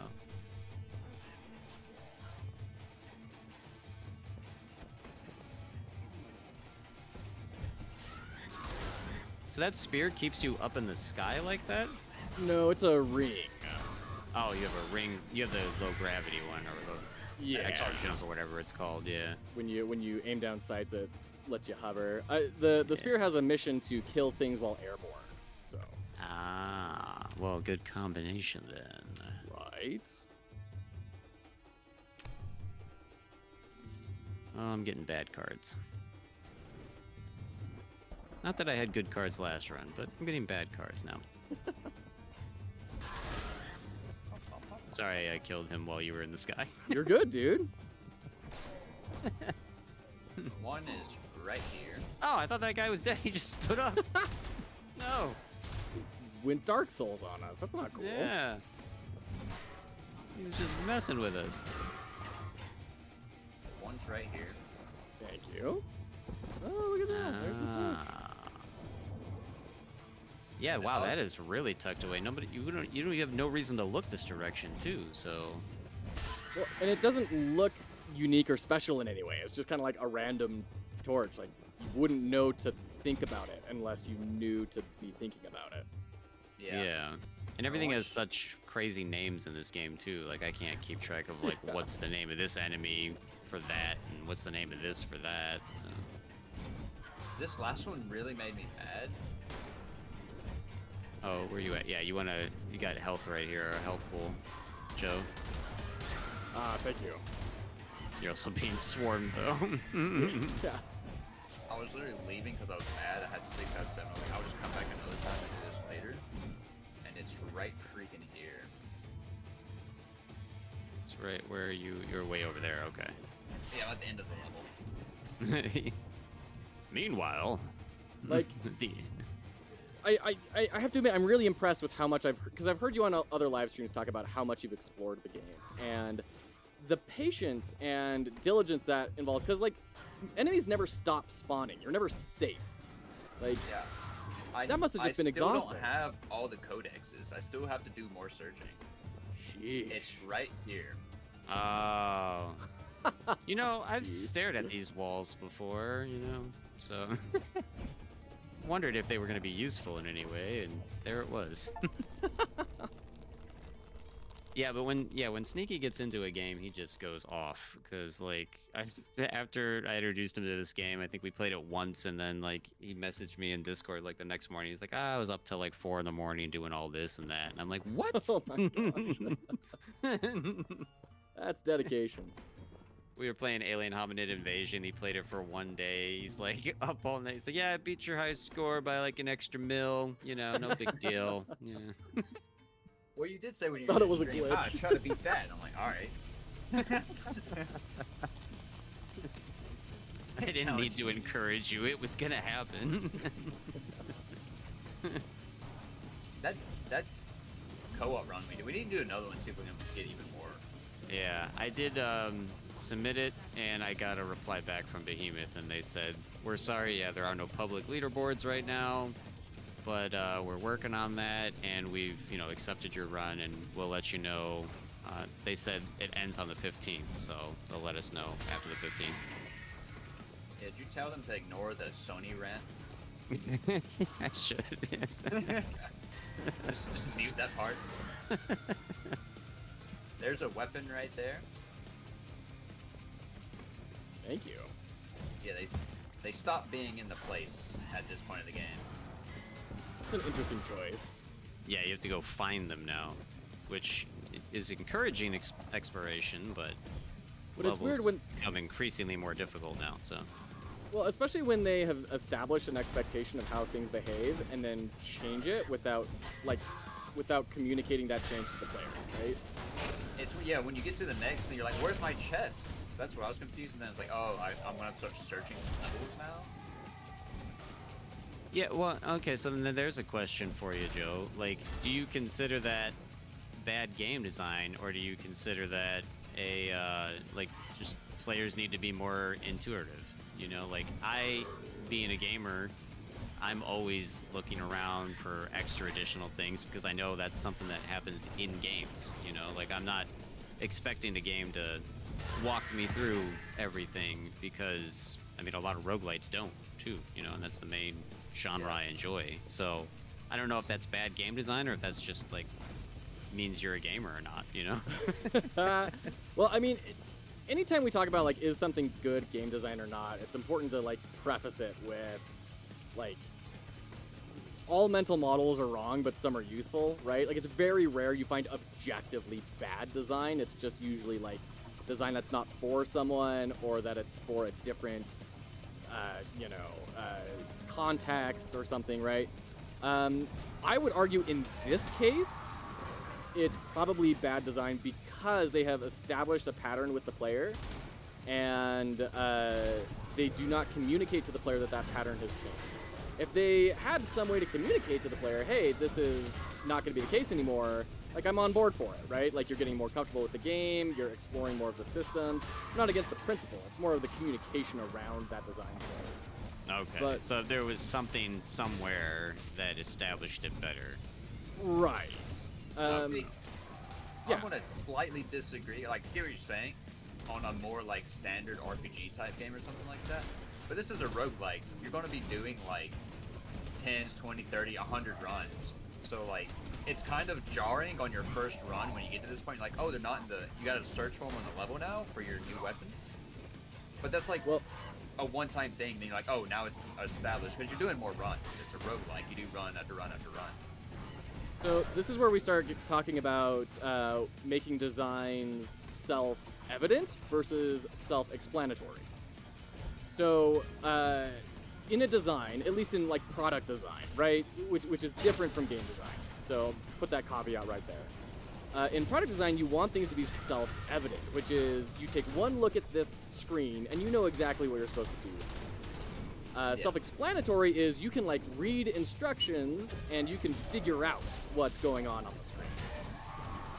I would argue that that thing where you have to experience it first is a form of being self-explanatory. Like, how many times have you played a game? Sorry, I had to start focusing because I'm gonna end up dying. Nope, never mind. Yeah, for real. I don't have to focus now. I hate this level. How many times have you played a game where you didn't know like an enemy had a certain attack and then you die because of it? Like it happens all the time. And then you know about the attack, but like you leave with that really sour emotion, right? And so if there's a way to make that emotion a little more powerful and intentional, then I'm okay with it. But if it's just a side effect of it not being thought out, then I think that is bad design, right? Because design is, one definition of it is the rendering of intent. So was this something you intended to happen? And if you intended it to happen, then that's a success. If it was an accident or something that you didn't think people would do and they end up coming away from it with a bad time, then that's bad. That's my take. I've gotten myself in a kind of a pickle here.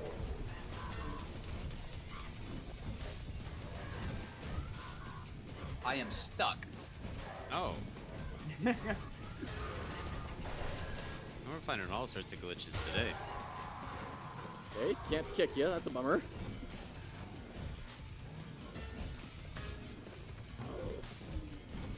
Huh, how did I even get stuck in the corner? Right. Isn't that the actual objective thing? That's the sluice gate, but... Maybe they don't want you to stand there. You've been judged and deemed unworthy. Seems so.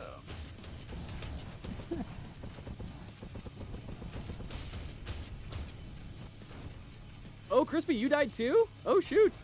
Oh, a while ago. Yeah, I always die on this stage. It's kind of my thing. So, do we just lose here then? I mean, I don't think he can move, so probably. If I can Snipe. Nah. Oh. I like how you tried to On kick my- the sniper bullet. That was hard. Yeah. That guy's gun was better than your foot, apparently.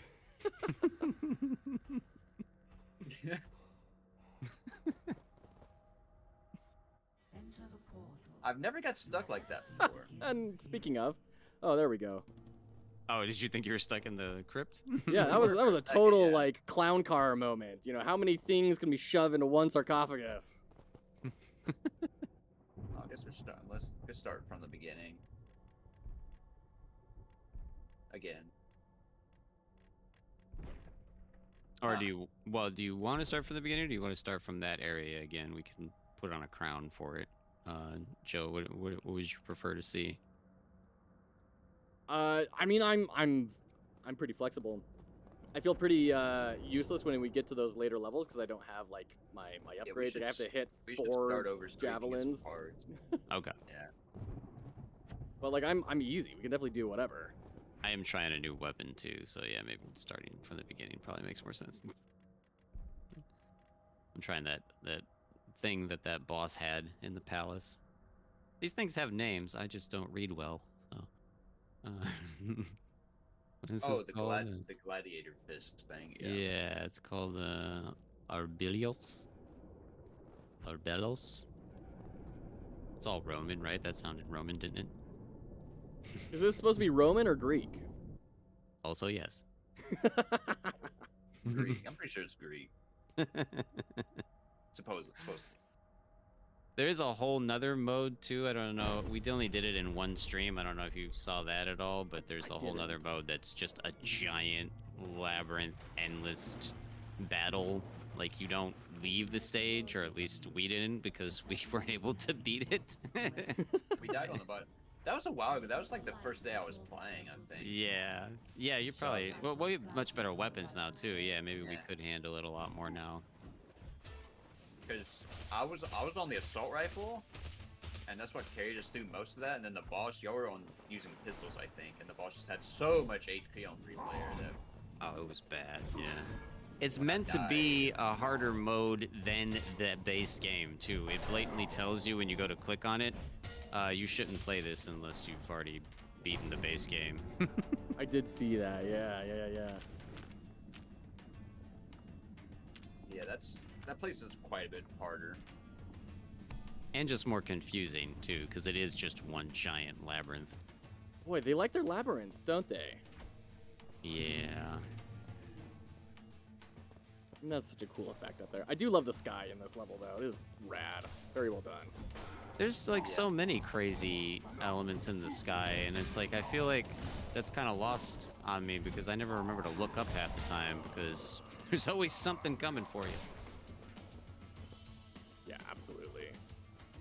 And that's something that you can look at, like, for design as well, of, like, the way that you create your mechanics can dictate what you should spend your time on. Like, arguably, they shouldn't have spent much time on the sky because they had the constant spawning. But if they had an end to the spawning, then you can invest a lot more time in your environment design and have it be worthwhile to players.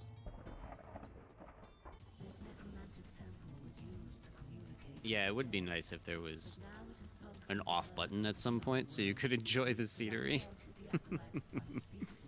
Like there's this crazy cool statue right here at this stage, and like I never even look up at that thing. Well, floating rocks. Always gotta love floating rocks.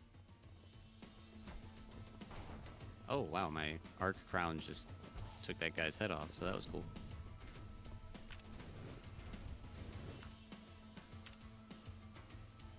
Oh, whoops. I increased spawns. Have fun, everybody. Oh, that's fine. Hell yeah, more money! I didn't even. I'm like looking at it and going, yeah, more money sounds good. Oh wait, that's the increased spawn button. Oh no. Listen, it's fine. I got a Oh, pointy. is this the stupid trap room? It is the trap room. All right. I'm not worried about more spawns. I've got a pointy stick. It's fine. I'm over here trying to like block attacks now too with this mini shield because it's part of my subquest. Oh, you equipped the gladiator weapon. Yeah. How you liking it? It seems very short range, but it is very, very fast. Like, you can spam the crap out of the attack button, and it goes very fast. So, that's a good thing, at least. Yeah, that's probably good, especially in these early levels when everything has like one hit point. And for how tiny the shield is, it's blocking every attack, so that's good. It's supposed to have like a parry mechanic with it. That weapon, particularly. I haven't Or noticed specific. it, like, you know how, like, in most games when a parry happens, like, it gives you that, like, automatic attack back? I haven't noticed it do that. It's just as long as I'm holding it, I'm blocking the attack. Maybe it's you unlock unlocks for it. I did read somewhere it had a counter on it, but I don't remember. I only have to get 30 blocks and I get the passive unlock, so maybe that is what the passive is. And, you know, there's like 80 dudes spawning now, so I'm sure I'll get it pretty quick. I'm sorry for asking a really beginner question. What's my button to do my active for my weapon? What do you want? Mouse or keyboard controller? Mouse and keyboard. Middle mouse button. Thank you. Again, another reason I'm glad Sneaky's here, because like, oh no. I'll use controllers. Polygon Pilgrimage, welcome on in. Good to see you. How are you? We are playing with CrispySense. Keyboard and mouse confuses me. I don't know how people play games with keyboard and mouse. And Sneaky It is Ostrich. We're playing superior Parish in together almost and every talking about game how it genre kind of works except, like, in multiplayer Monster perspective. Hunter or Welcome Dark in. Souls type games. Or like a sports game. How are you throwing a Okay, football okay. with a keyboard and a mouse? Or sports game. I'll give you that one too, sports game. But like, yeah, those like actiony games, those are better on controller. But most other games are superior on mouse and keyboard. Once you get Oh used yeah, to it. I've never denied that, like, because I understand the mechanics of, hey, you can move your wrist faster than you can move your thumb, but my brain doesn't allow me to do those actions. So That was a good one. I felt good about that. Correct. Well, see, when you were growing up, you should have got Doom and Doom 2 on your 98 Windows computer, Windows 98. and then it would have been all better, right? And then also when you're growing up, you should have played Age of Empires. And then, yeah. But I mean, you could get into it. It's gonna feel weird at first, but you could definitely like train on it if you You seen- cared to. But Have you seen those like first-person shooter training games where it's literally just there to like be played before you play Apex Legends or something, and Mhm. they do Yeah. trick shots? Crazy. yeah, when I was playing Apex Legends a lot, I forgot exactly which one. It's on my Steam library. I don't remember which one. It was the aim trainer things, just to like warm up. That blows my mind that there's a whole market for like cognitive psychology and reinforcing memory outside of an actual game. I mean, that's such a weird market to exist. Those are really fun. Even if you don't play shooter, those are really fun because they have high scores in it. So you can just like play whatever the most fun little mini game is for you, and just try to beat the high score, even if you don't care about your aim that much. It will help your aim too, but it's like a whole, all these little mini games, like the tracking the ball and shooting. Are you a fan of score attack games, Ostrich? Oh yeah. So that is something that's very foreign to me. I'm curious, like what is the experience like when you beat a high score? What do you feel when that happens? It's pretty much just a dopamine hit.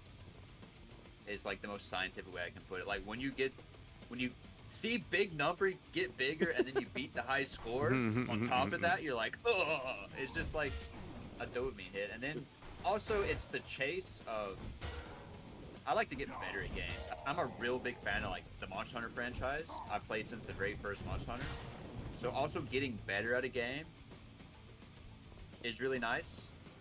And the high score attack games, you know you're doing better because the number's getting even bigger than it did last time. So you feel a lot of accomplishment. You feel like you have this very tactile, I mean not tactile, but very visible feedback mechanism of, look, I am getting better. I am doing better than I have before because the score is higher. And same with like the Monster Hunter or like Dark Souls is the same way, where you like go back or you replay through the game, or you go back to a monster that you had trouble with before and you completely wipe the floor with it, and you're like, okay, now I'm better. I can definitely see that. Those games have a very like tactile response to you actually getting better at the game. I've never seen Monster Hunter as a score-based game, though, so it's interesting you bring that up. Well, it's similar. It's because you're getting better at it, and the way you see you're getting better at Monster Hunter is you go back to like, let's say Rathalos was kicking your butt, and you go back to Rathalos, and then you kick his butt like no problem, without even taking a hit. You're like, well, I've gotten a lot better at this game. And then high score games, you know you're getting better because you're getting higher scores than you've ever gotten before. That's the response of those games. That's a really interesting perspective. Thank you for humoring that maybe silly question. No, it's fun. I think that's a really interesting perspective of this shows that I am getting better at the game, and that's the primary like driver. And comparing it to Monster Hunter, that was really interesting. Yeah, it's the same thing. Or that's what I get out of it. I don't know. Some other people might just like seeing the number go higher for the high score games. I don't know, but to me, it's just like I'm getting better at it. If it's fun. Like, I don't play high score games that aren't fun to play. That makes sense. What would be your definition of a high score game that's not fun to play? Like, do you have one on the tip of your tongue?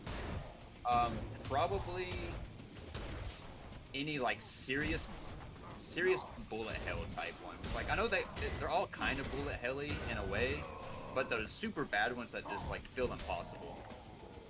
So like Ikaruga is something that's kind of up your alley. Yeah. Or do you remember? It's very old from the Xbox 360 days, but I made a game with zombies in it. That cute little twin stick shooter. The name of that, yeah. I don't think I ever played it, but I remember that game, yeah.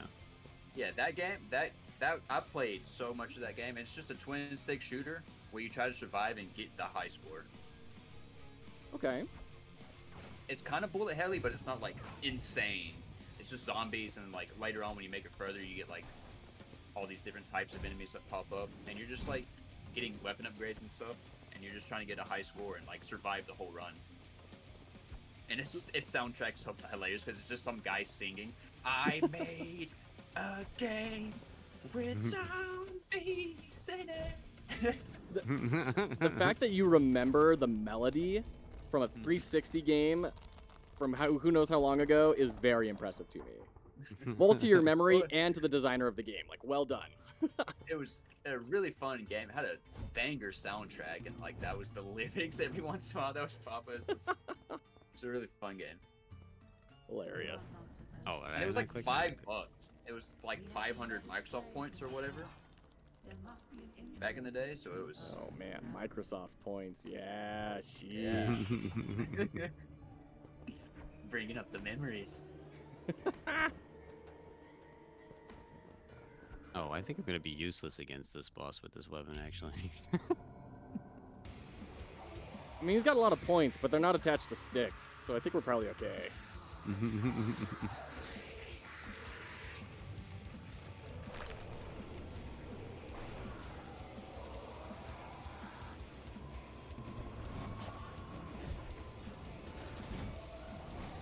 Or are these self-destruct? Oh no, we're in Serious Sam mode. No. Yeah. Again, yeah, no other boss has a mechanic like this where they have these explosive minions or anything.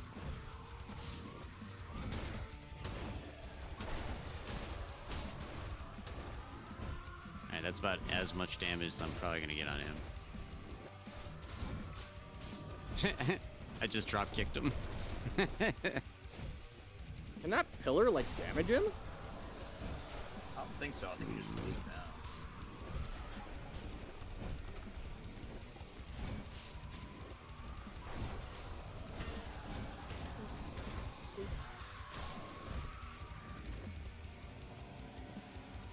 I already left. I just went to the door. This unsettling realm is far from where we need to be, Pariah. Find a way out. Wait, I used to play competitive games a lot, multiplayer competitive games a lot. But I've kind of gotten out of that recently. Like I used to play League of Legends a lot, like Apex Legends on ranked, Paladins on ranked. I hear ya. Not I to miss brag, Paladins. but I was the #1 ranked player with the bolt gun in Half-Life 2 Dystopia mod, and Oh, nice. Oh wow. so you've kind of fallen out of competitive play recently. Yeah, I think I realize I'm getting. It's like we had Older, this whole I'm- discussion about age, yeah. I'm a lot slower than I used to be. Like even back then, I only got up to high platinum in Apex Legends and Paladins. I kept getting to the promotion to get to diamond, and I would lose. So I never quite got into diamond and Paladins and stuff. So even back then, granted, high platinum and low diamond is like the top 8% of the player base in those games. But I'm not that good. So, and now that I'm older and I'm a lot slower, I'm even worse. So it's like, well, I'm not gonna put myself through the like pain of going through ranked all day just to get hard stuck at gold. Interesting. But it definitely sounds like you're still competitive with the like, hey, I just beat your high score by 1 million, right? Oh yeah, I still got a competitive little nature to me, but it's more I just competitive nature into single player games at this point. Less direct competition, but more about how well can you be, but not adversarially. Yeah. Oh, I can see that. can I block a Minotaur charge with this little tiny shield? I don't see why not. I'm gonna try. It blocked it, and then it also did damage to me. But yeah, there's like I think there's 2 parts to his charge. Patrick, hello, welcome in. We are analyzing Parish, along with CrispySense and What are we Sneaky supposed to be doing? Ostrich, I've been and playing talking with the about kind of Minotaur. what works about it and We're building how does this multiplayer Okay. environment kind of change the game and everything. So welcome on in. Good to see you, Patrick. He's also going to kill me. Oh boy. That's your HP getting pretty low over there. Yeah. Should not be playing this cat and mouse game with him. Alright.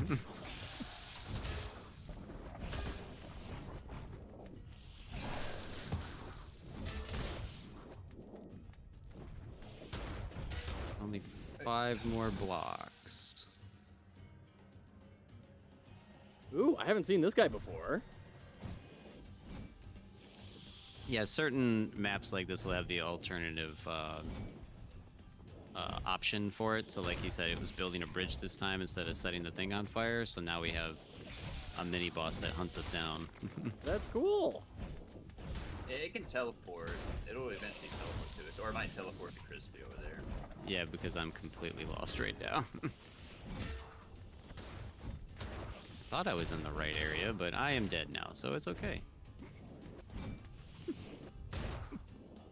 Now, Sneaky, I'm trusting you to fill me in on this. Is that a good idea to die? I'm still a little new in this. You lose half your money, or most of your money, when you die. You lose about 75% of your money when you die. Yeah, it's awful. And you lose all your cards. So now I'll come back to life in the... When you guys beat this stage, I'll come back to life in the little sub area, but I won't have any cards anymore. So it puts me at a massive disadvantage to continue the run. So I'm hearing no, it's not a good idea to die. Yeah, no. The only time it's a good idea to die was like when I was farming the Orphic Rites. I was just like running to the Trojans' palace, doing the orchid right, dying, just to restart the run quickly and equip another orchid right, just to get it done like more quickly. Because that's one thing. I grind in RPGs and stuff, but I'm efficient with my grinding. Sure. That's why I'm always when Crispy's streaming freaking Dragon Quest, I'm always yelling at him. Yeah. He gets very offended when I do like something the way that he wouldn't do it. I don't know what that's efficient like. to do it this way. I have no idea what it's like to have that happen to you. Are you in getting a lot of clutter or a lot of chatter on that as well, or? I program on stream and I have no programming background. I'll let you fill in the blanks. That's like when I watch a Minecraft streamer and they're like, you should never do redstone on camera because then you have the entire peanut gallery saying, well, if you do it this way, it's so much better. Patrick, yeah. So the Analyze Redeem. But I appreciate Sneaky Analyze calling any me out, game, and I will find pick it up. because If you're here for that long, I get, then I will entertainment absolutely pick it from up. other people's pain sometimes. So.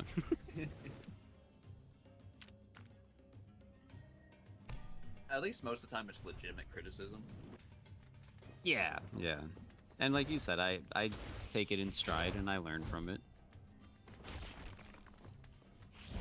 I still gotta somehow fix the way you moved your camera. I don't know how to fix that. It fixed the way I So yeah, Patrick, analyze any game. I will pick it up. If I don't own it, I will pick it up. I actually had to like get up for 5 minutes because you actually giving me motion sickness. You do some weird stuff with your camera, dude. I don't know what you do. Oh, that's awesome. Okay, I didn't know. Maybe it's only you, because at least I haven't gotten any comments like that. When you're metal slime farming in upper temper, the way you jerk your camera around, I'm just like, how? Oh.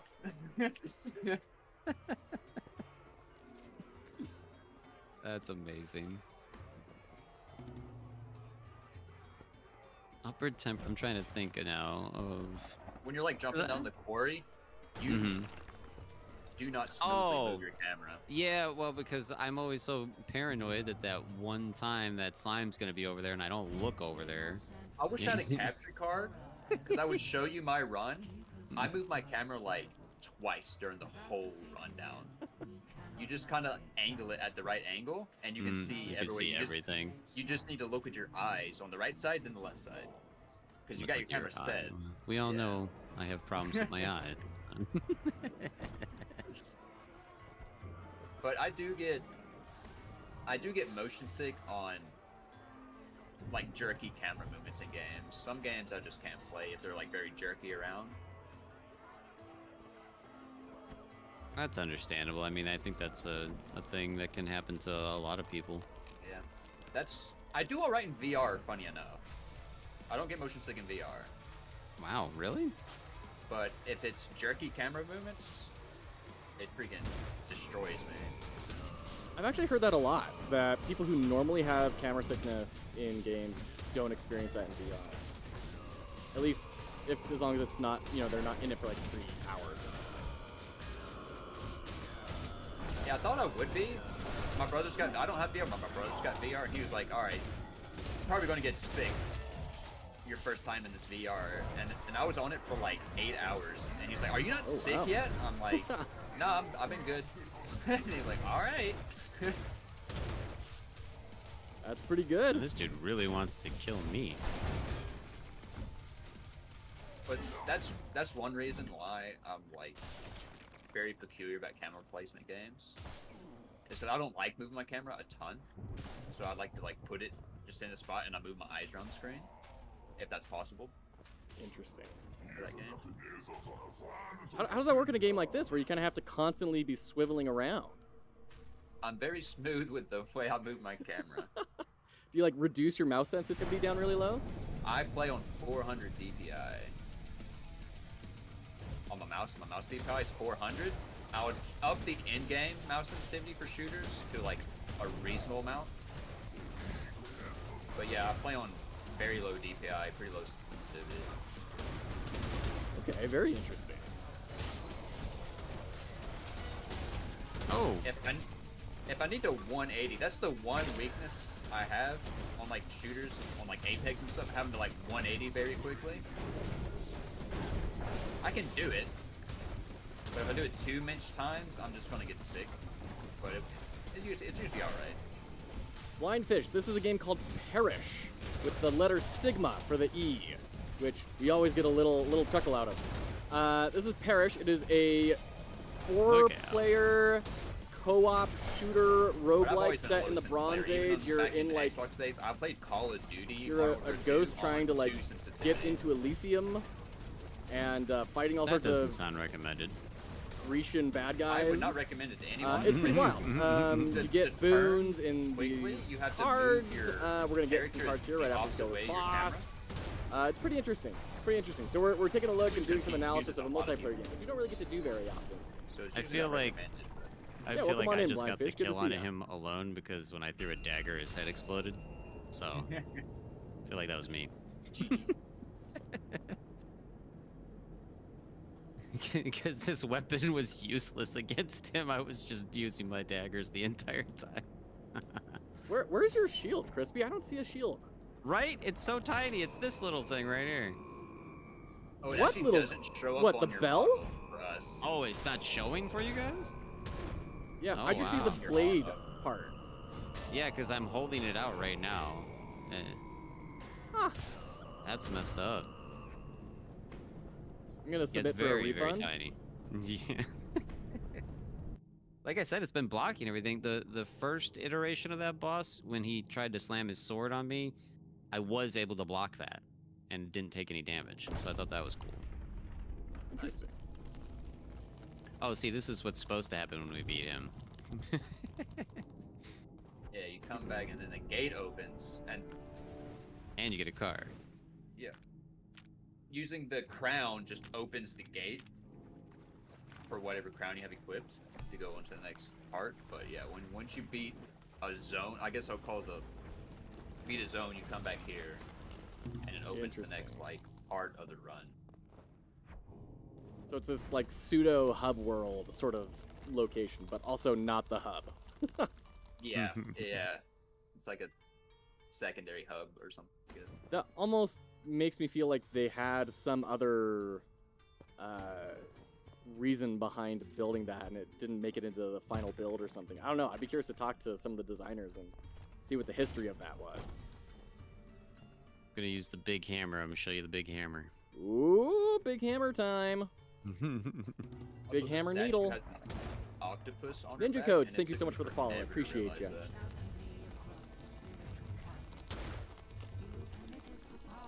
Oh, no, it's gone. There's all sorts of crazy cool designs in this game. Oh, we get the arena this time. Nice. Yeah, like a lot of the visual design of the enemies in particular is quite striking.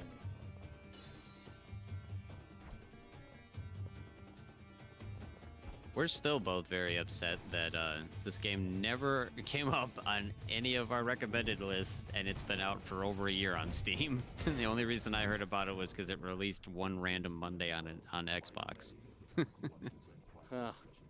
Yeah, I mean, that is the brutal thing. There's like over 40 games releasing on Steam every day, right? So it's Oh just, yeah, it's ridiculous. Yeah. if you don't have a really stellar launch, then it's tough to get discovered. Like again, Attack on Hex Island. I mean, it's an amazing game. I really want them to get discovered, but it seems like it's really going to be hard. It's been out since January, and I don't know what their sales look like, but there's still only 6 reviews, so that can't be helping things, right? You need more reviews to get recognized on Steam. It's kind of like an algorithm thing, right? Yeah, once you get 10 reviews, then Steam kind of trusts you a little bit more and pushes you out, bro. Okay. So for those of you who own Attack on Hex Island and you haven't reviewed it, you should go review it. But Yes, 4 reviews is please. easy to get to, and it makes a big difference for them. Oh yeah. It's It's so pretty cool. easy I need to too. buy it time. Well, and the PvP's coming too, so I want to True. play PvP with everybody. I think it's going to be a lot of fun. Might be an actual game that I can best you in, Sneaky. and no camera movement. So Yeah, and I won't be able to make you sick while playing it. Yeah.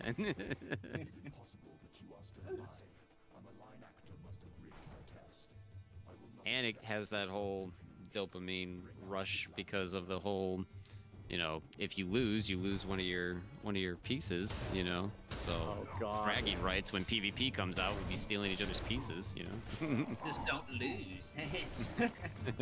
Yeah, it's like pod rules. Yeah.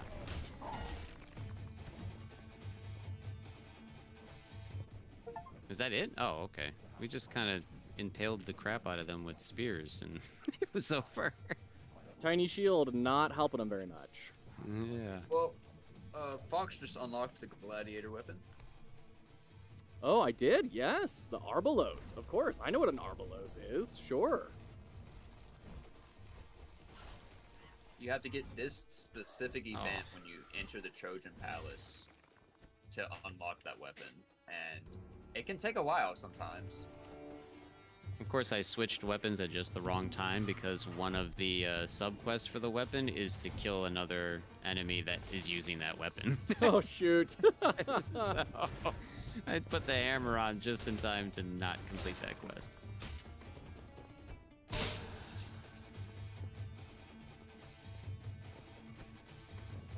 But yeah, the hammer is it's so sad. Like, I'm sure when you unlock one of the sub abilities, it gets better because I think it might do an area of effect. But right now at its base, it's just so slow. It will one-shot just about everything, but Okay. the amount of time it takes to swing it is just stupid. This game does kind of feel like it doesn't quite know what its pacing is supposed to be. Like, there are weapons that say you have to hit more than one thing at a time, but like the amount of times where more than one thing at a time is on screen is almost nothing, or at least where they're right next to each other is very rare. Yeah, it's definitely hard to get multiple enemies at once near each other. It's easier to do solo in the early levels because you just let a couple guys spawn. You gotta force it, right? You let a couple guys spawn, then they run at you, and then you kill both of them. And also, don't put on the Arc Crown, right? Right, yeah, because they would just one-shot them. But I love the Arc Crown. Yeah, multiplayer, yeah, because I've been just kind of running past things, going to the objectives, so I haven't been killing a whole ton. If I was just sitting here, like, annihilating everything as I went on, you might not see an enemy. Because when me and Solo were going through with Crispy a lot of the times, he didn't even see an enemy on an entire level. 'Cause Nicholson, man, I Solo was agree. killing I agree. Everything. He might see, like, Yeah. one dude. That's the hard You would thing look is at if the you're score and building you'd see, anything like, by Solo yourself has, nowadays, like 500 you have to be kills your and own 400 marketer to start off headshots, with. and Every then you would single see time. me. Doesn't matter if you're writing a and book, I would building have, a game, doesn't 4 matter. kills. Being an artist, you have to be your own marketer. You have to be bringing eyes onto So it. it is, like, and even if you want to get a You're publisher, scaling you on still have to be multiplayer building a for brand loss around it, or else and how people much won't things touch it. spawns, but there's not, like, It's all about when you get drawing down 3 or risk 4 players, for publishers. So it kinda you doesn't got to get used to scale marketing enough yourself. It's just the reality we live in. if everyone's going, like, super hard.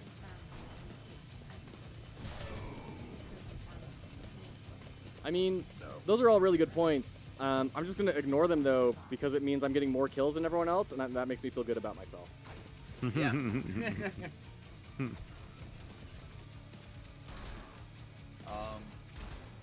Is this way? Yeah. But yeah, There's also a codex down here.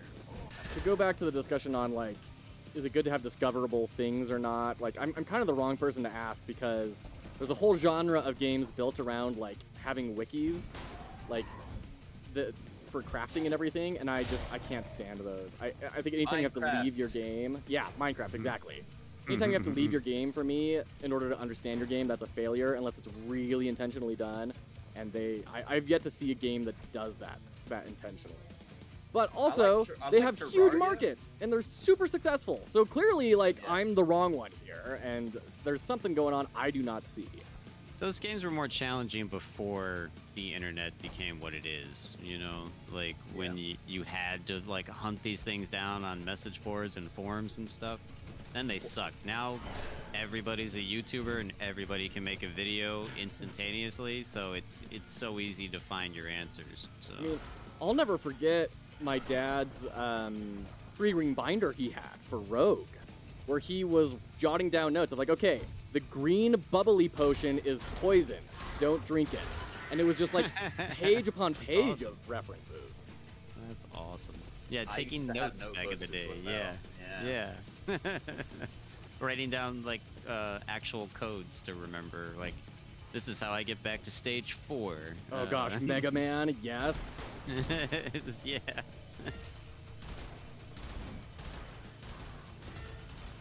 Wow, that was a pile of dudes chasing us. What the crap? But on the crafting, I like Terraria because you can go to the guide and give him an item, and he tells you everything you can make with that item. Oh, that's cool. Where I on, like that. Where on Minecraft, you're just kind of like playing with the crafting system. It doesn't really tell you. Well, that's the PC version, the Bedrock edition on a console. All the recipes are always there for you. Really? Are they? Oh, interesting. Yes. Maybe they updated it now. I don't remember. Bedrock I don't know. is just it's the only way that I play because again, you know, controller and mainly console person here. So, but yeah, when I watch mainly Minecraft YouTubers are Java players, and those are PC. And yeah, they have to still like remember every recipe by heart, which is, I'm like, whoa, that's annoying. They actually go through and like manually place everything and manually do stuff, and I'm like, I just have to, you know, search for the item I want. I hit a button, and if it's in my inventory, it puts it together for me. It's great. So it's even auto crafting. Like you just tell which item you Practically, want to yeah. have built, and it does it. Yep. I mean, I'm sure there's mods to do that on the PC by now too. But if you're playing vanilla, you know, they call it vanilla Minecraft on the PC, then it's all a memory game. Like you said, you have to like look it up or just know it by heart. Yeah, last time I played Minecraft, it was in like open beta. Oh, they have advanced a lot. Yeah. Yeah. There's actually even an item coming out in the next update called the Auto Crafter that will just auto craft things for you. It's incredible. You can like set up like factories and stuff. I always find it fascinating seeing different games like building tools after they launch to help players circumvent parts of the game. Yeah, like it's like an afterthought afterward. They're like, oh, everybody's come up with a really good idea. I guess we'll put that in the game now. Yeah, or, oh, everyone is really annoyed by this thing. I guess we'll just make it so you don't have to deal with it as much. Yeah. It is nice, though, when there are developers that hear those concerns and they do adjust for them instead of like the super huge companies like a EA. You know, an EA is not going to listen to what the public is saying and adjust to it. They don't care. They're going to get their money. So Yeah, what they will pay attention to is the boardroom. Like, if, yeah. if this impacts their board meetings, then they'll pay attention. Otherwise, it's just whatever. Yeah. They're going to stick with the formula that they have because it prints money. There's supposed to be a codex around this leg, isn't there? I don't know. I just remembered that this is the one that I hate even more than the last time we were here. So, and I'm already on one health, so it's not good.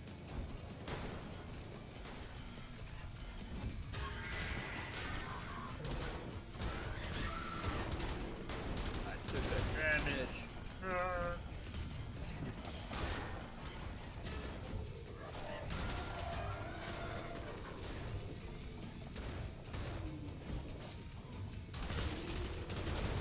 So I have to say, the spear active ability to just summon the spear burst is like really cool, even though it is really slow. And it feels really good. I mean, yeah, it looks like you're doing really good damage with that thing. It makes me want to try it. It is tremendously slow. Can't be slower than the hammer.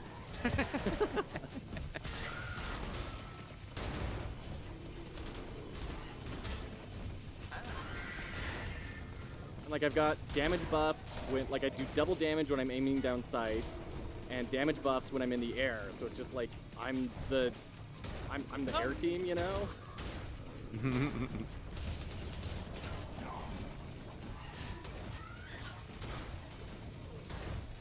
I really should have died by now. I have no idea how I'm still alive. Power of the hammer. Oh no, only used the hammer for like 3 seconds. I'm on the assault rifle now. Ah, bummer. The hammer was making me so mad. It's got to be better once you unlock its altered. What are the quests for it? Stuff. You know, I don't even know. I wasn't using it long enough to know. It's more of a chance of Sneaky figuring that out. I haven't started doing the quests for that weapon. I don't know. Yeah. Haven't read it yet. Yeah, that's my main issue. Is I guess I do kind of have a form of ADD because like I'm just constantly always like, ooh, shiny, that looks good, let's do that. So I'm like constantly playing a new game. So I have to like the games that I do care about and I really enjoy. I have to try to retain information for like 6 games at a time.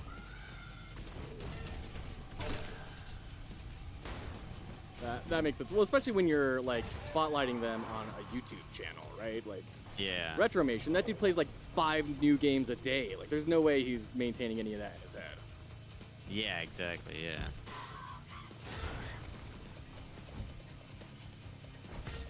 There's just so it's like I listened to a video game podcast, Giant Bombcast. I don't know if you've heard of that one. Yeah, of course. Yeah, and they were like, they keep saying they're like, oh, it's gonna be a bad year for games. Like it's drying up, and I'm like, are you guys crazy? Like every few days there's something epic coming out. Like I don't know if you've seen V Rising. Yeah, but yeah.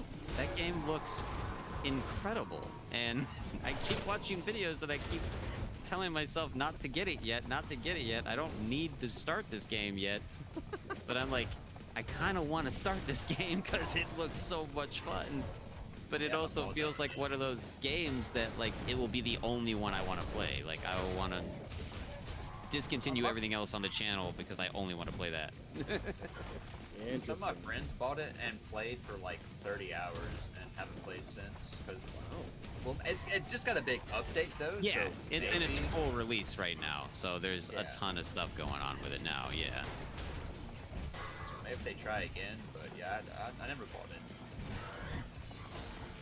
It just looks incredible, and it looks like everything that you want out of a Diablo, but with vampires and with base building and everything. Like, Well, I was a huge fan of their prior game of Battle Rights.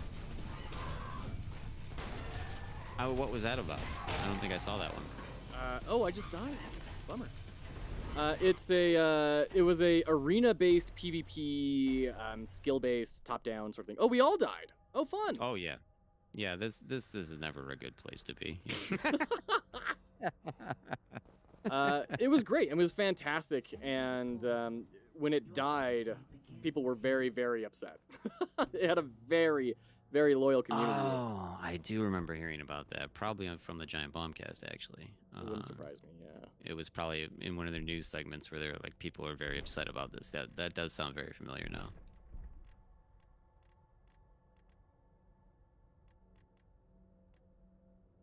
Yeah, and then what you saw you talked about that one that one little clip of Hades I tried to play, and I kind of regret that stream. I hope it turned out better than it felt, but I was trying to stream early for my European viewers, and I played half that stream with my eyes closed because I was so tired. But just the parts of it that I was playing, I'm like, and Hades 2 is so glorious that I want to play more of this too. You know? Yeah. I gotta find time to fit that in the schedule as well. Like, it's so good. We do analysis at the end of every time that I stream, right? And so we do game dev and then we do game analysis. And someone got Hades 2 for me to try out, and I loved it, and I played a crap ton of Hades 1. But someone else also redeemed another, analyze a different game, which was Turbo Kid, and they were both so good. So we put a poll up every day of like, which of these games are we gonna play? And people are always picking Turbo Kid, and I'm a little sad not to be playing Hades on the stream. I'm not gonna lie, every time. You're already feeling the addiction, huh? It's, I mean, I've been playing it a lot on my own as well. I mean, it's Okay.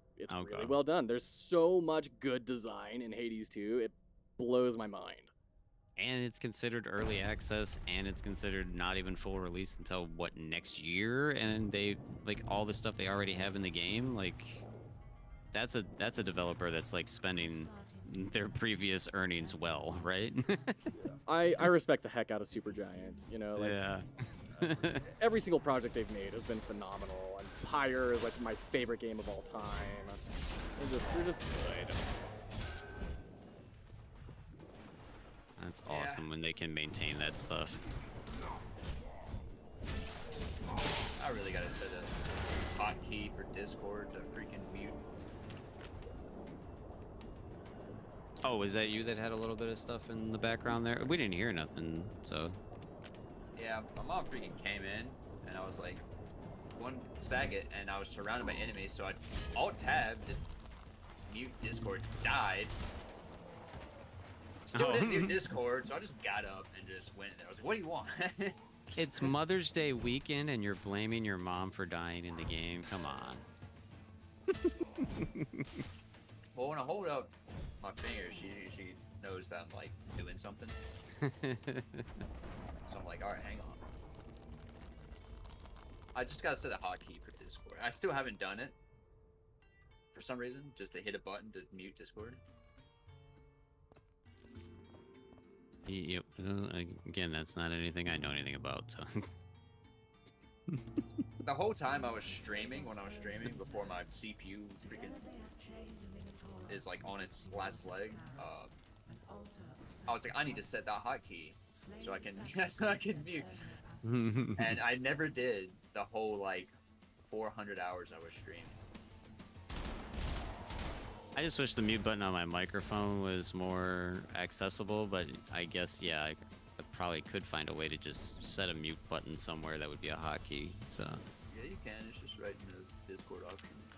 I am Did going to your- buy another mic though that has a mute on it anyways. Did your fancy PC come yet?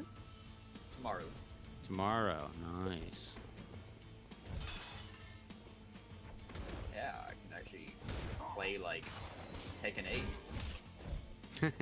Nice. That's been in my library that I've only put like 15 hours into because it runs super badly on this computer. Barely runs. That is a testament to who you are as a person, Crispy. That something that runs super badly, that you've only played a very small amount of time, is 15 hours. I need to look. I can look on Steam real quick of what it actually is. It might be more now. Like, that's Oh, more okay. than most people put into, like, any game. Yeah, that is a. It's a very small amount of time. Hey, Hatter, how are you? For me, not it's a small amount of time for me. Not to like discount anyone else's. Some people do not have as much time as I do to play video games. Oh, 15.3 hours exactly. So I about guessed right. That's pretty good. I always wished I could play fighting games. I'm not particularly good at them, but The last fighting game I played, I didn't actually play. It was it was Mortal Kombat, and it had that mode where you could go through the entire story, but by letting the your guy fight for you the entire time, so almost like a auto battler. But like it was just fun because if you ramped up the difficulty setting and let them all fight auto, then the computer would do all the fatalities, and I'm like, oh, that's awesome! I get to see all the cool stuff and experience all the unlocks and everything, but not actually have to learn the game. So I still enjoyed it that way too, you know? I did. You know, there's something there. Like, a fighting game auto battler, there's something to that. Especially like something as stylized as Mortal Kombat, because fatalities are just fun, and those developers have a blast with doing the wackiest things. So, and they have so many characters in that universe now. So, It's true. It's true. I do not like the pistol. I don't know how you do good with this thing, Sneaky. just click on people. Above ground, I will Well, again, it's probably my aiming. Because you're on a controller, right? I'm on a controller, yeah, so I Yeah. obviously don't have as good aim as him. I don't have as good aim as anybody, even with a controller, so. It's like, I was streaming Fortnite occasionally, just with my buddies, and I'm like, I don't like to stream this, because then people see how bad my aim is. Well, one thing that does actually mess up a lot of people. Some people know how to use it, but a lot of games just with controller support come with the Auto aim assist assist, yeah. turned on by default. Fortnite does that, yeah. Yep. You should turn it off. You'd probably do better. Well, no, because you know, Fortnite being free and you can make free Epic accounts. I made an actual extra account so that my buddies could get the bonus stuff whenever there's like the whole new account stuff from a person or whatever. So I had a brand new account on the PC, and I tried playing Fortnite on PC with a controller, and I felt the difference instantly without auto aim. I'm like, oh my god, this is horrible. No wonder all the actual there's like the hardcore Fortnite streamers will be like, oh, I hate console players because of their auto aim. Oh, it's bullcrap. Because anytime a Fortnite streamer dies, they blame it on a console player and says it's auto aim. And I'm like, well, I guess I kind of do get that now, because I do feel incredibly better on the console with my controller than I do on PC with a controller. I mean, I guess it depends on how aggressive the auto aim is, but you're like, yeah, it helps, but you're also playing at a massive disadvantage. Like, it's definitely there for a reason. Yeah, oh yeah. Apex Legends is really bad with their auto aim assist thing on controller. If you just like shoot near someone's shoulder, you're getting headshots because it like magnetizes on their head for you. Ooh, that must be nice, gee. And some of the best players in the game, like actual competitive players, are controller players because it just like magnetizes people's heads. Reminds me of, Counter-Strike players, at least back in the day, where they would purposefully run it at lowest graphic settings to make it easier to see things. They still do. They still do it. Of course they do. The wild lads. My Because goodness. you can see pixels. On corners, you can see the pixels change, and you know, oh, someone's there because this pixel looks different. That's crazy. That's crazy. And that's just because it's old. It's in the design in general or whatever. Yeah, it's like when they're holding a corner, like an edge of a building that has like a downspout, you can see the player in between the downspout because the pixels look different, and it's easier to see that on really low settings where you can actually see all the, like, I guess, granularity or what do you want to call it? More Probably easily. with aliasing all turned off, so nothing is smoothed over, so you get Nothing's smooth, jaggedy edges. yeah, everything's jagged, you can see everything, and so when they see that color change, like someone's looking between the downspout and the build, and they can just headshot them. That's why they run on low settings. Counter-Strike specifically, just because of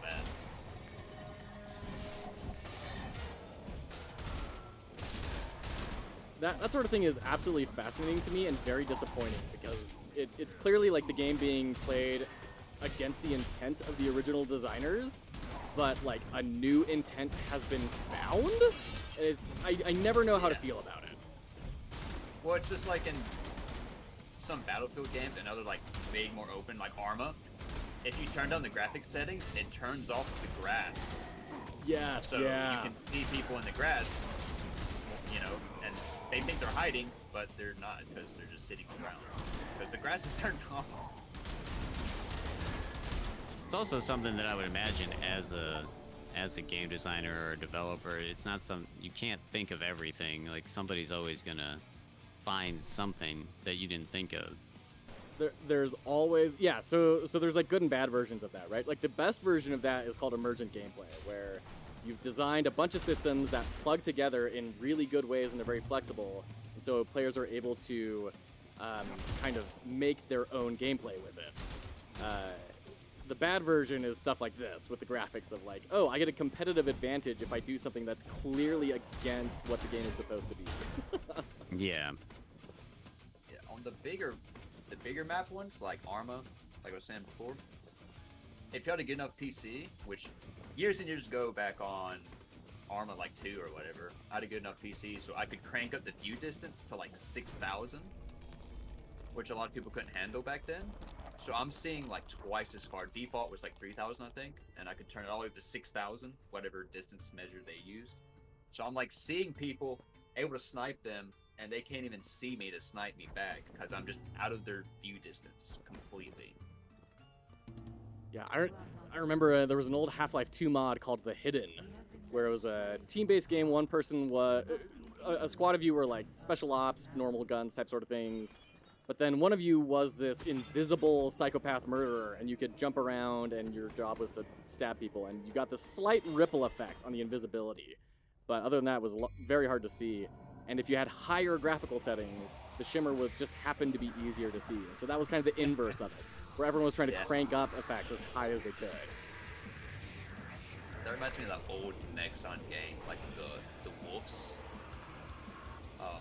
It's like a shooter, but each wolf had like a different ability.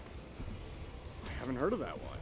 I forgot what it's called. It's an old crappy Nexon game, but it was fun for a while. It like died eventually, but I don't remember. Everyone was like a different type of wolf. Each wolf had a different ability. Like one was invisible but really squishy. One had like a berserk mode, took less damage, did a lot of melee damage. One was like super defensive. One could like hop on walls and like stay on the wall and stuff. I don't know. It was some wolf shooter. It was like, now that I think about it, that was like kind of like the first hero shooter, because each of the wolves had an ability, kind of like in Overwatch. Sounds rad. It's like early 2000s, like mid 2005. What was it called? Like I don't remember. Oh. it was, I think Nexon. I think it was Nexon. Had Probably wasn't just called Wolf Shooter. Nah, some, but yeah, the invisible one on that game, you could see the shimmer. That's what made me think of that.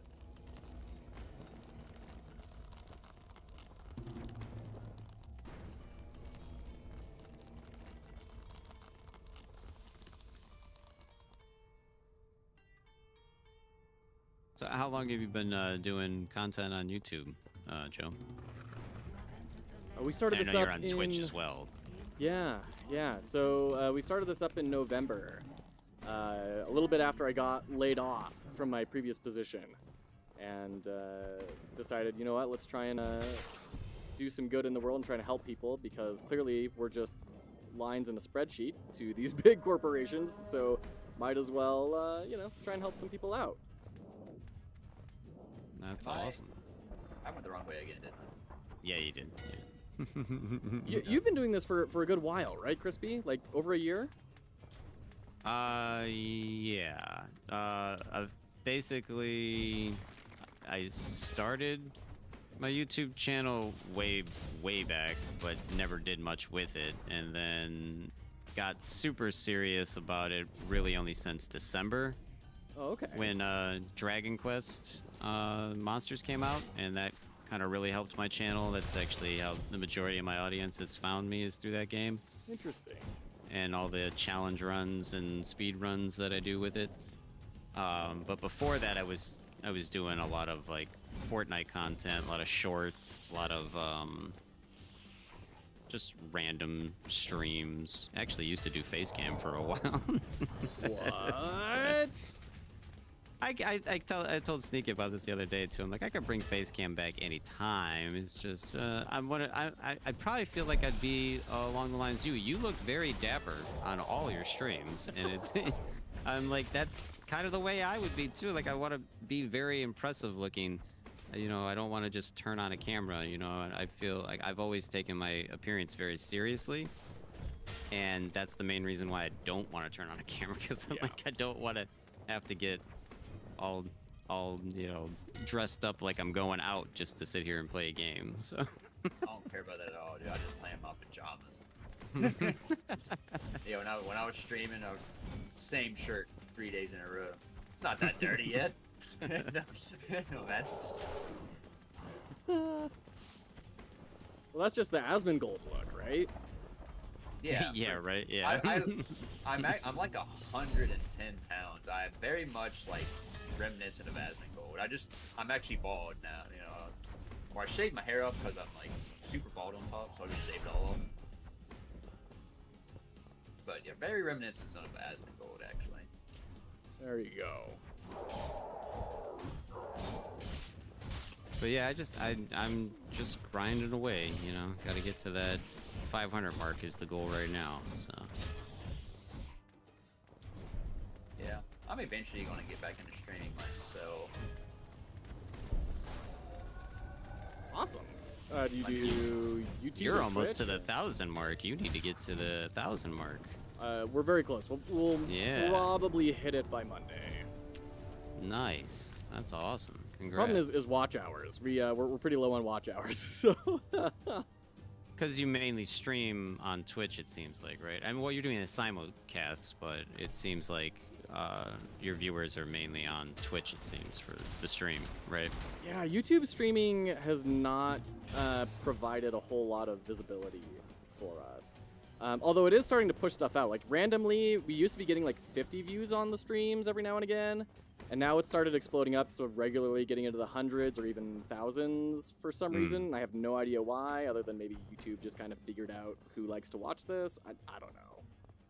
Yeah, the algorithm is very, very bizarre. Like, I have some streams that... Look, my average stream count goes anywhere between 30 and 50.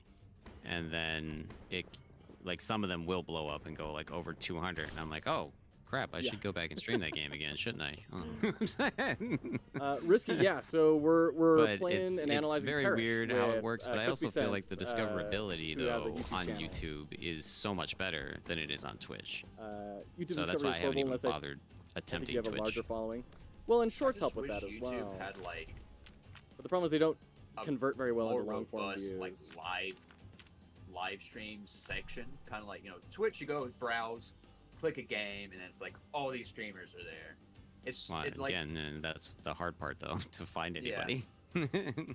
but YouTube doesn't have like really anything like when you're like when I'm looking for a live stream. If I'm ever for some reason looking for a live stream on YouTube, I would rather just go to Twitch for that because they're Yeah. easier to find for a game you want. You'd have to like type in like whatever game you want, live stream, and hope someone is actually streaming and that it's like above the videos that YouTube's pushing.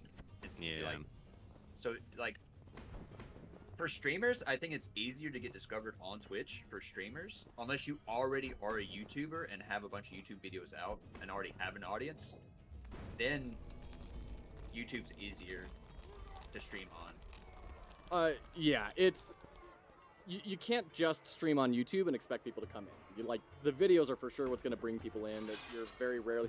Although I haven't tried the shorts live stream format very much, Yeah, I haven't tried that at all. but supposedly that's doing a little bit better in terms of getting streams in front of people. But yeah, it's rough. Really the discoverability. I've seen people talk about this online too. That if you want to start a new gaming channel, don't do live streaming. Like, do YouTube videos and get a following, and then once you have like the following, then you can start up a stream. Because otherwise, it's just you're never gonna get found by anyone. Unless you pick a niche genre that doesn't have many people that people are interested in. And that's the tricky thing. Yeah. Yeah. Like when I streamed almost exclusively Digimon. Not to a lot of viewers. I think my most was like 12 viewers or whatever. I didn't stream that long, but there's holes in Digimon games. Like Digimon games, they're popular, but they don't have a lot of streamers. So like, you just gotta find a weird game like that that has a lot of people that like it, like those games, but not a lot of streamers are into that game for some reason. And then hope that you don't ever have to swap games. Yeah, but then if you get tired of that game, then you're kind of like, or those games or whatever, then you're like, well, crap, now I'm pigeonholed into being a Digimon streamer or whatever game you picked. Yep, it's rough. It's rough. That's where. Yeah, I use the industry term of typecasting. That's why. What we talked about a little bit, it's like it's better to slowly build as a variety streamer. It's going to take way longer, but if you build as a variety streamer, then you can still be variety. But if you want to build yourself quicker, you pick one game. And like, there's definitely strategies for doing that migration, but it is rough. Like, there's another smaller YouTuber that I'm in regular contact with. His name is Quantic Flux, and he does really deep cut indie games. And Yeah, I think you'd mentioned him to me, right? probably that would surprise Yeah. me. But like, he's only at like 300 or so subscribers, and he's been pumping out videos like every multiple videos a day for months at a time. Mm-hmm. But there's just not a lot. The way the algorithm works is there's not a lot of people looking for obscure indie games, and so it doesn't push it very much. Yeah, like I was very excited that the Attack on Hex Island video did as well as it did for the channel and for them, because I was afraid, because you also checked out that 15-minute dungeon, right? You were contacted by him. Yeah. Yeah, so like when I made that video, I was like, well, I'll do my best for you, buddy, but I can't guarantee I'm gonna get a lot of views on this. And he's like, it's okay. And you know, then I saw he contacted a bunch of other people, so I didn't feel as bad that video only got 50 views. But the Attack on Hex Island one is up over 200, and I was very excited about that. So Yeah, I think my 15 minutes of dungeon video has 15 views. And he knows, like he's working on. I think the update's almost ready from all the videos that he's been putting out, Yeah. and he's a single developer, all by himself. So he's doing his best. But the new graphics for that game does make it look like a lot more fun, and maybe probably will reach more audience, I would believe. No, it is still an incredibly challenging game, but it's making it look prettier is gonna help, I think. So there's a design principle called the aesthetic usability effect, and it says that if your thing looks better, people will think it is better. Right. Well, that makes sense, because that's kind of like how people choose everything in life. Mm-hmm. Hey, that food looks good, so it must taste better than this, you know? Like... Yep, 100%. So, I mean, I think he's got the right idea. I'm really interested to see how it shakes out over time. Risky, I think I agree with you, because the game community like is just the graphical so style does look tightly knit. really good. So I'm really excited to try it. I just hope it comes out soon. Actually, no, I don't hope it comes out soon. I hope it comes out like next month or the month after, when there isn't 18 other things to play. So, that would be nice. Let it come out once you finish Eiyuden Chronicles. That's not gonna happen anytime soon. Holy crap, that game's huge. Oh my god. Once you I get do past love that that game one, though. it'll go Yeah, I thank you for finding that for me. I'm gonna definitely work on. I might even try to work on that Office stream just to have it so that this stream is more tolerable.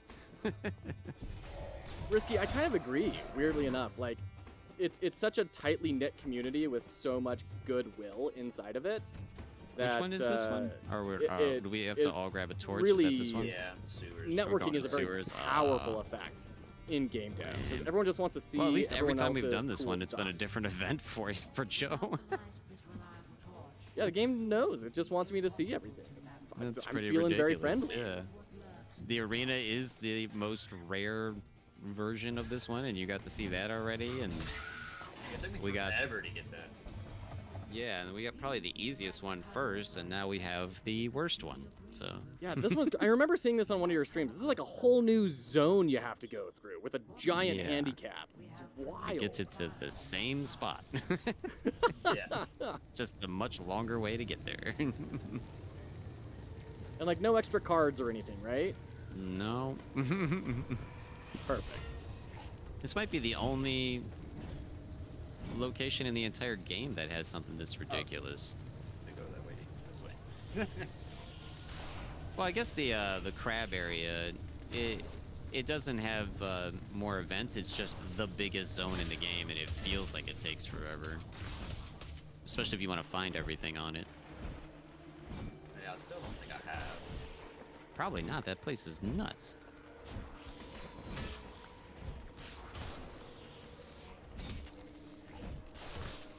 Oh, but then, so what I was hearing from both of you guys is that I should start streaming on Twitch. Well, yeah, probably. I really don't want to. so why don't you want to? What's the aversion? As I don't I've tried it before I tried streaming on YouTube. I felt like it was impossible to get seen because, you know, you'll be at the bottom of a list of like, you know, 400 or 500 people. And Yeah, if you're trying to stream Fortnite. well, yeah, I guess at the time maybe that might have been part of the problem.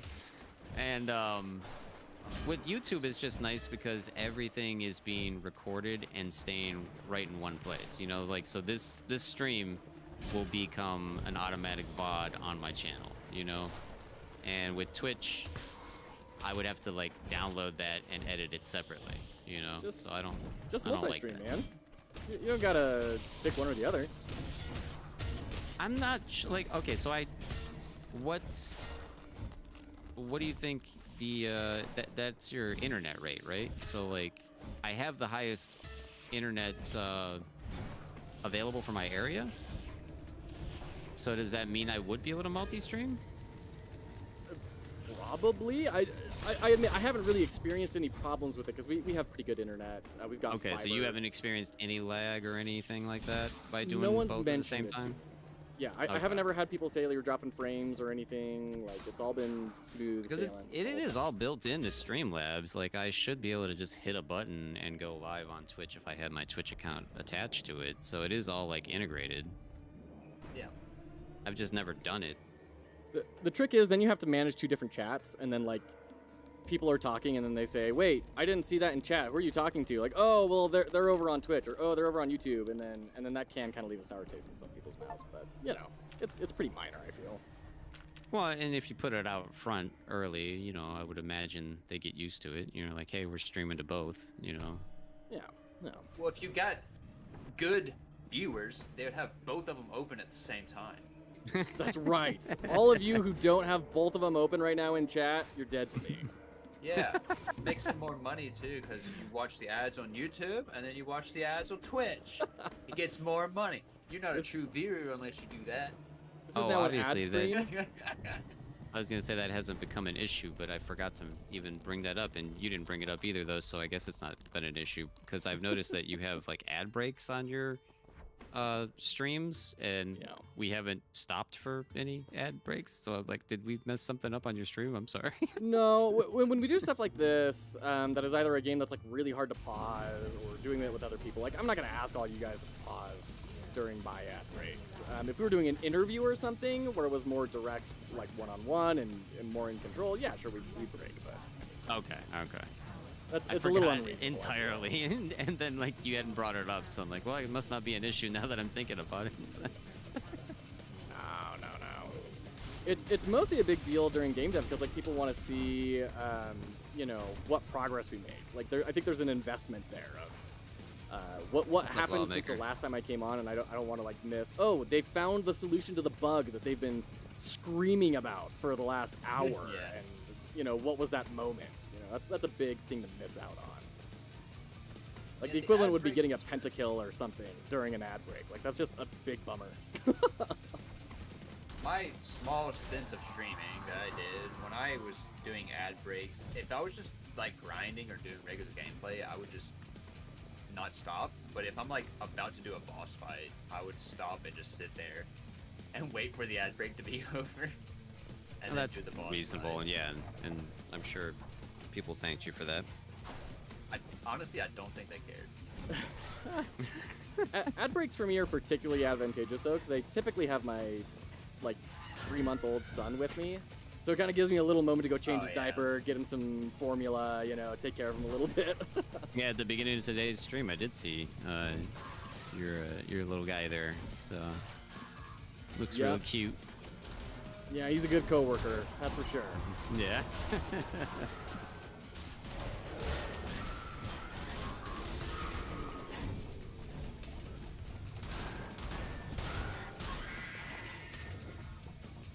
And you can't ride this like you can ride the guy's head, huh?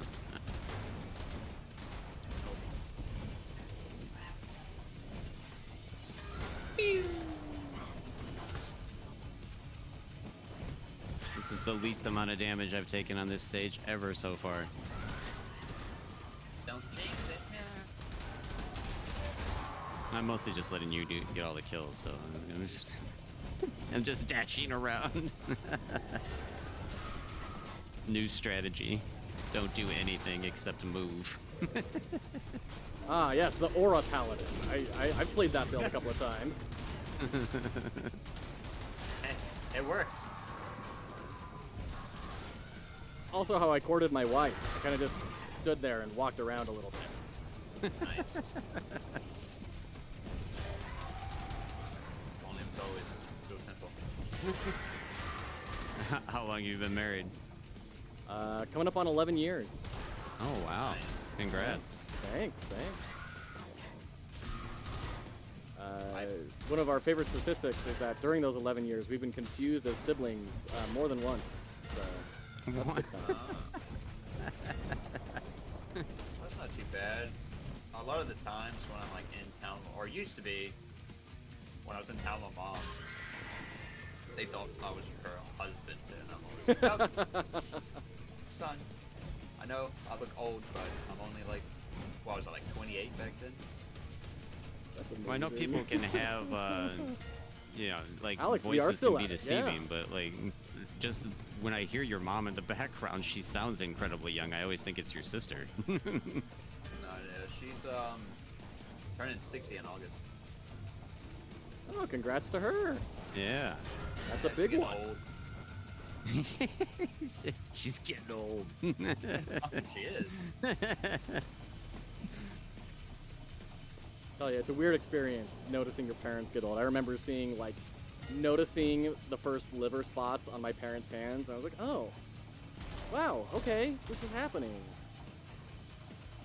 Big Marathon, 6-0 you. good to see you. How are you? Yeah, well, she's had a stroke. I've been loving the that she devlog recovered from. updates. She's had brain aneurysm surgery and a bunch of other health problems that she's made it through. Whiskey so, biscuit, like, same. And Yeah. I'm kind of not surprised. I'm like, she's old, but it's kind of like, well, she's old. She's still here. Because there's been some touch and go there. Marathon, or Alex, yeah, no worries. No worries at all. Her health There's issues. no commitment to participate in any She sounds tough. Oh yeah, I always joke with her. She's too cruel to die. She's gonna live to like. Well, I like that you're 98, making 99. safer work versions too. That makes it so that I can kind of check things out a little bit. So Just be I an angry appreciate old that. lady. I don't know if it's going to be economically worth your time It's to one do of it the or things not, I'm but looking forward to I about old certainly age. appreciate it. It's just yelling at everybody and being able to get away with it. Yeah, just being able to get away with it. They don't say nothing. You're just like, all right, old man. It's like, all right. I met my next door neighbor shoveling snow, and she came out. She's this old geriatric, 60, 70-year-old woman. She comes out in flip-flops and starts helping me shovel. In the snow? In snow, in 1 foot deep snow. I mean, it was crazy. And I said, wow, this is incredible. Thank you so much. And she said, yeah, just don't tell anyone. I like to keep my reputation as the neighborhood bitch. I would be more like, so did you lose all the feeling in your feet? Like, what's going on here? No, in fact, she said, when we got done with my place and we were both exhausted, she just pointed to the next neighbor down the line and said, we're going to go do hers next. And we just went and did another one. Oh, wow. Tough as nails in her Metallica t-shirt that clearly she got when she was like 30 or something. That's awesome. Gotta love tough old ladies. Oh, sorry. This is one where we have to all be together, huh? It's the giant glowing circle that I'm not paying attention to. It's I hard to just pay run, attention like, when discussing straight tough old subject.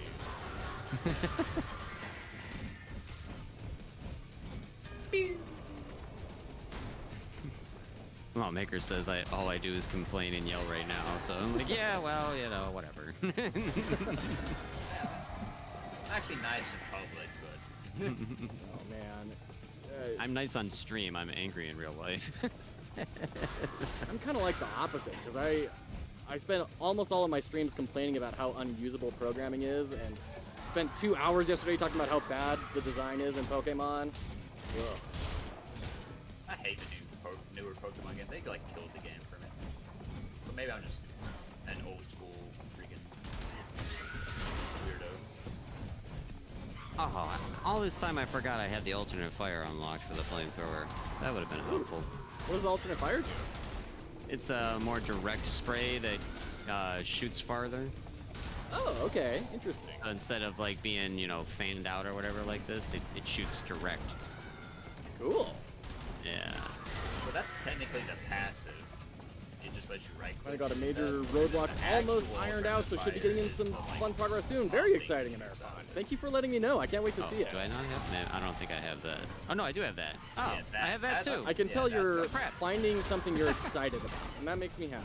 I'm glad that you're finding a space This is how in often game I've dev used the that's like flamethrower. intriguing what for touched you. Me? I just took I know, damage. I There's- took there's damage too much too. talent I think in it there was to the have it just waste logs away, falling not over getting on used. us. Huh.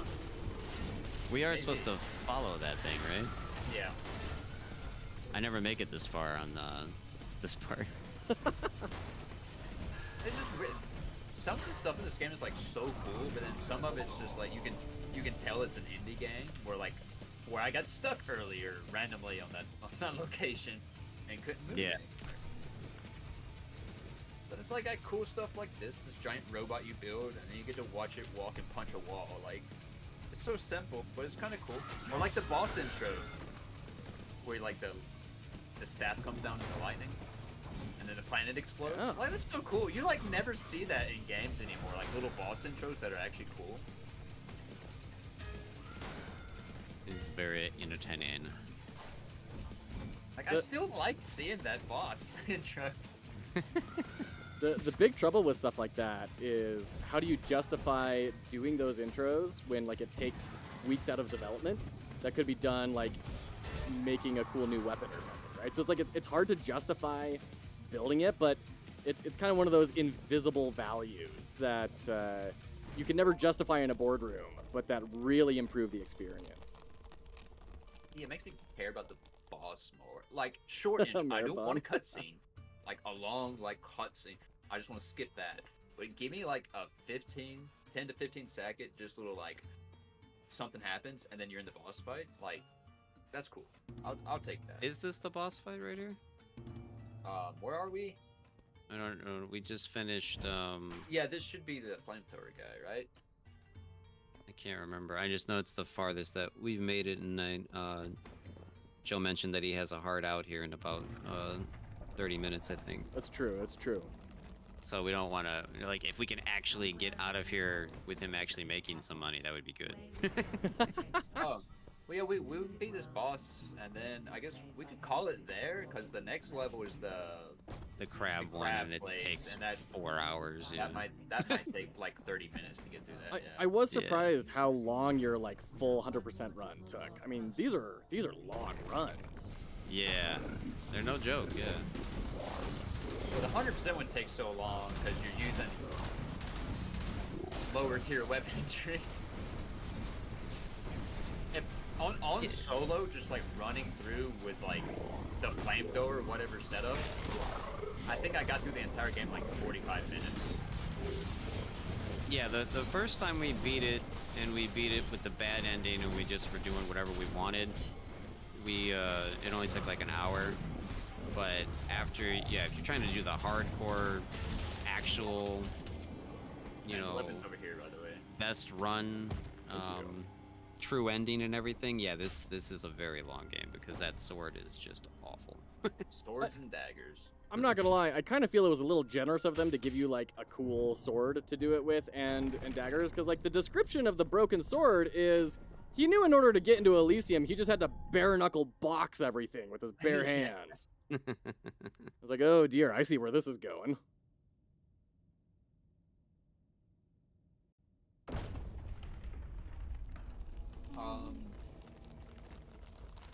Yeah, here it is. I was gonna say we should be able to leave.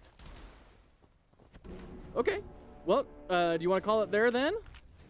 Yeah, It's we probably best, yeah, because again, like we said, if we try to start even like the beginning of the next stage, it's gonna be a good 10-15 minutes just to get through that part.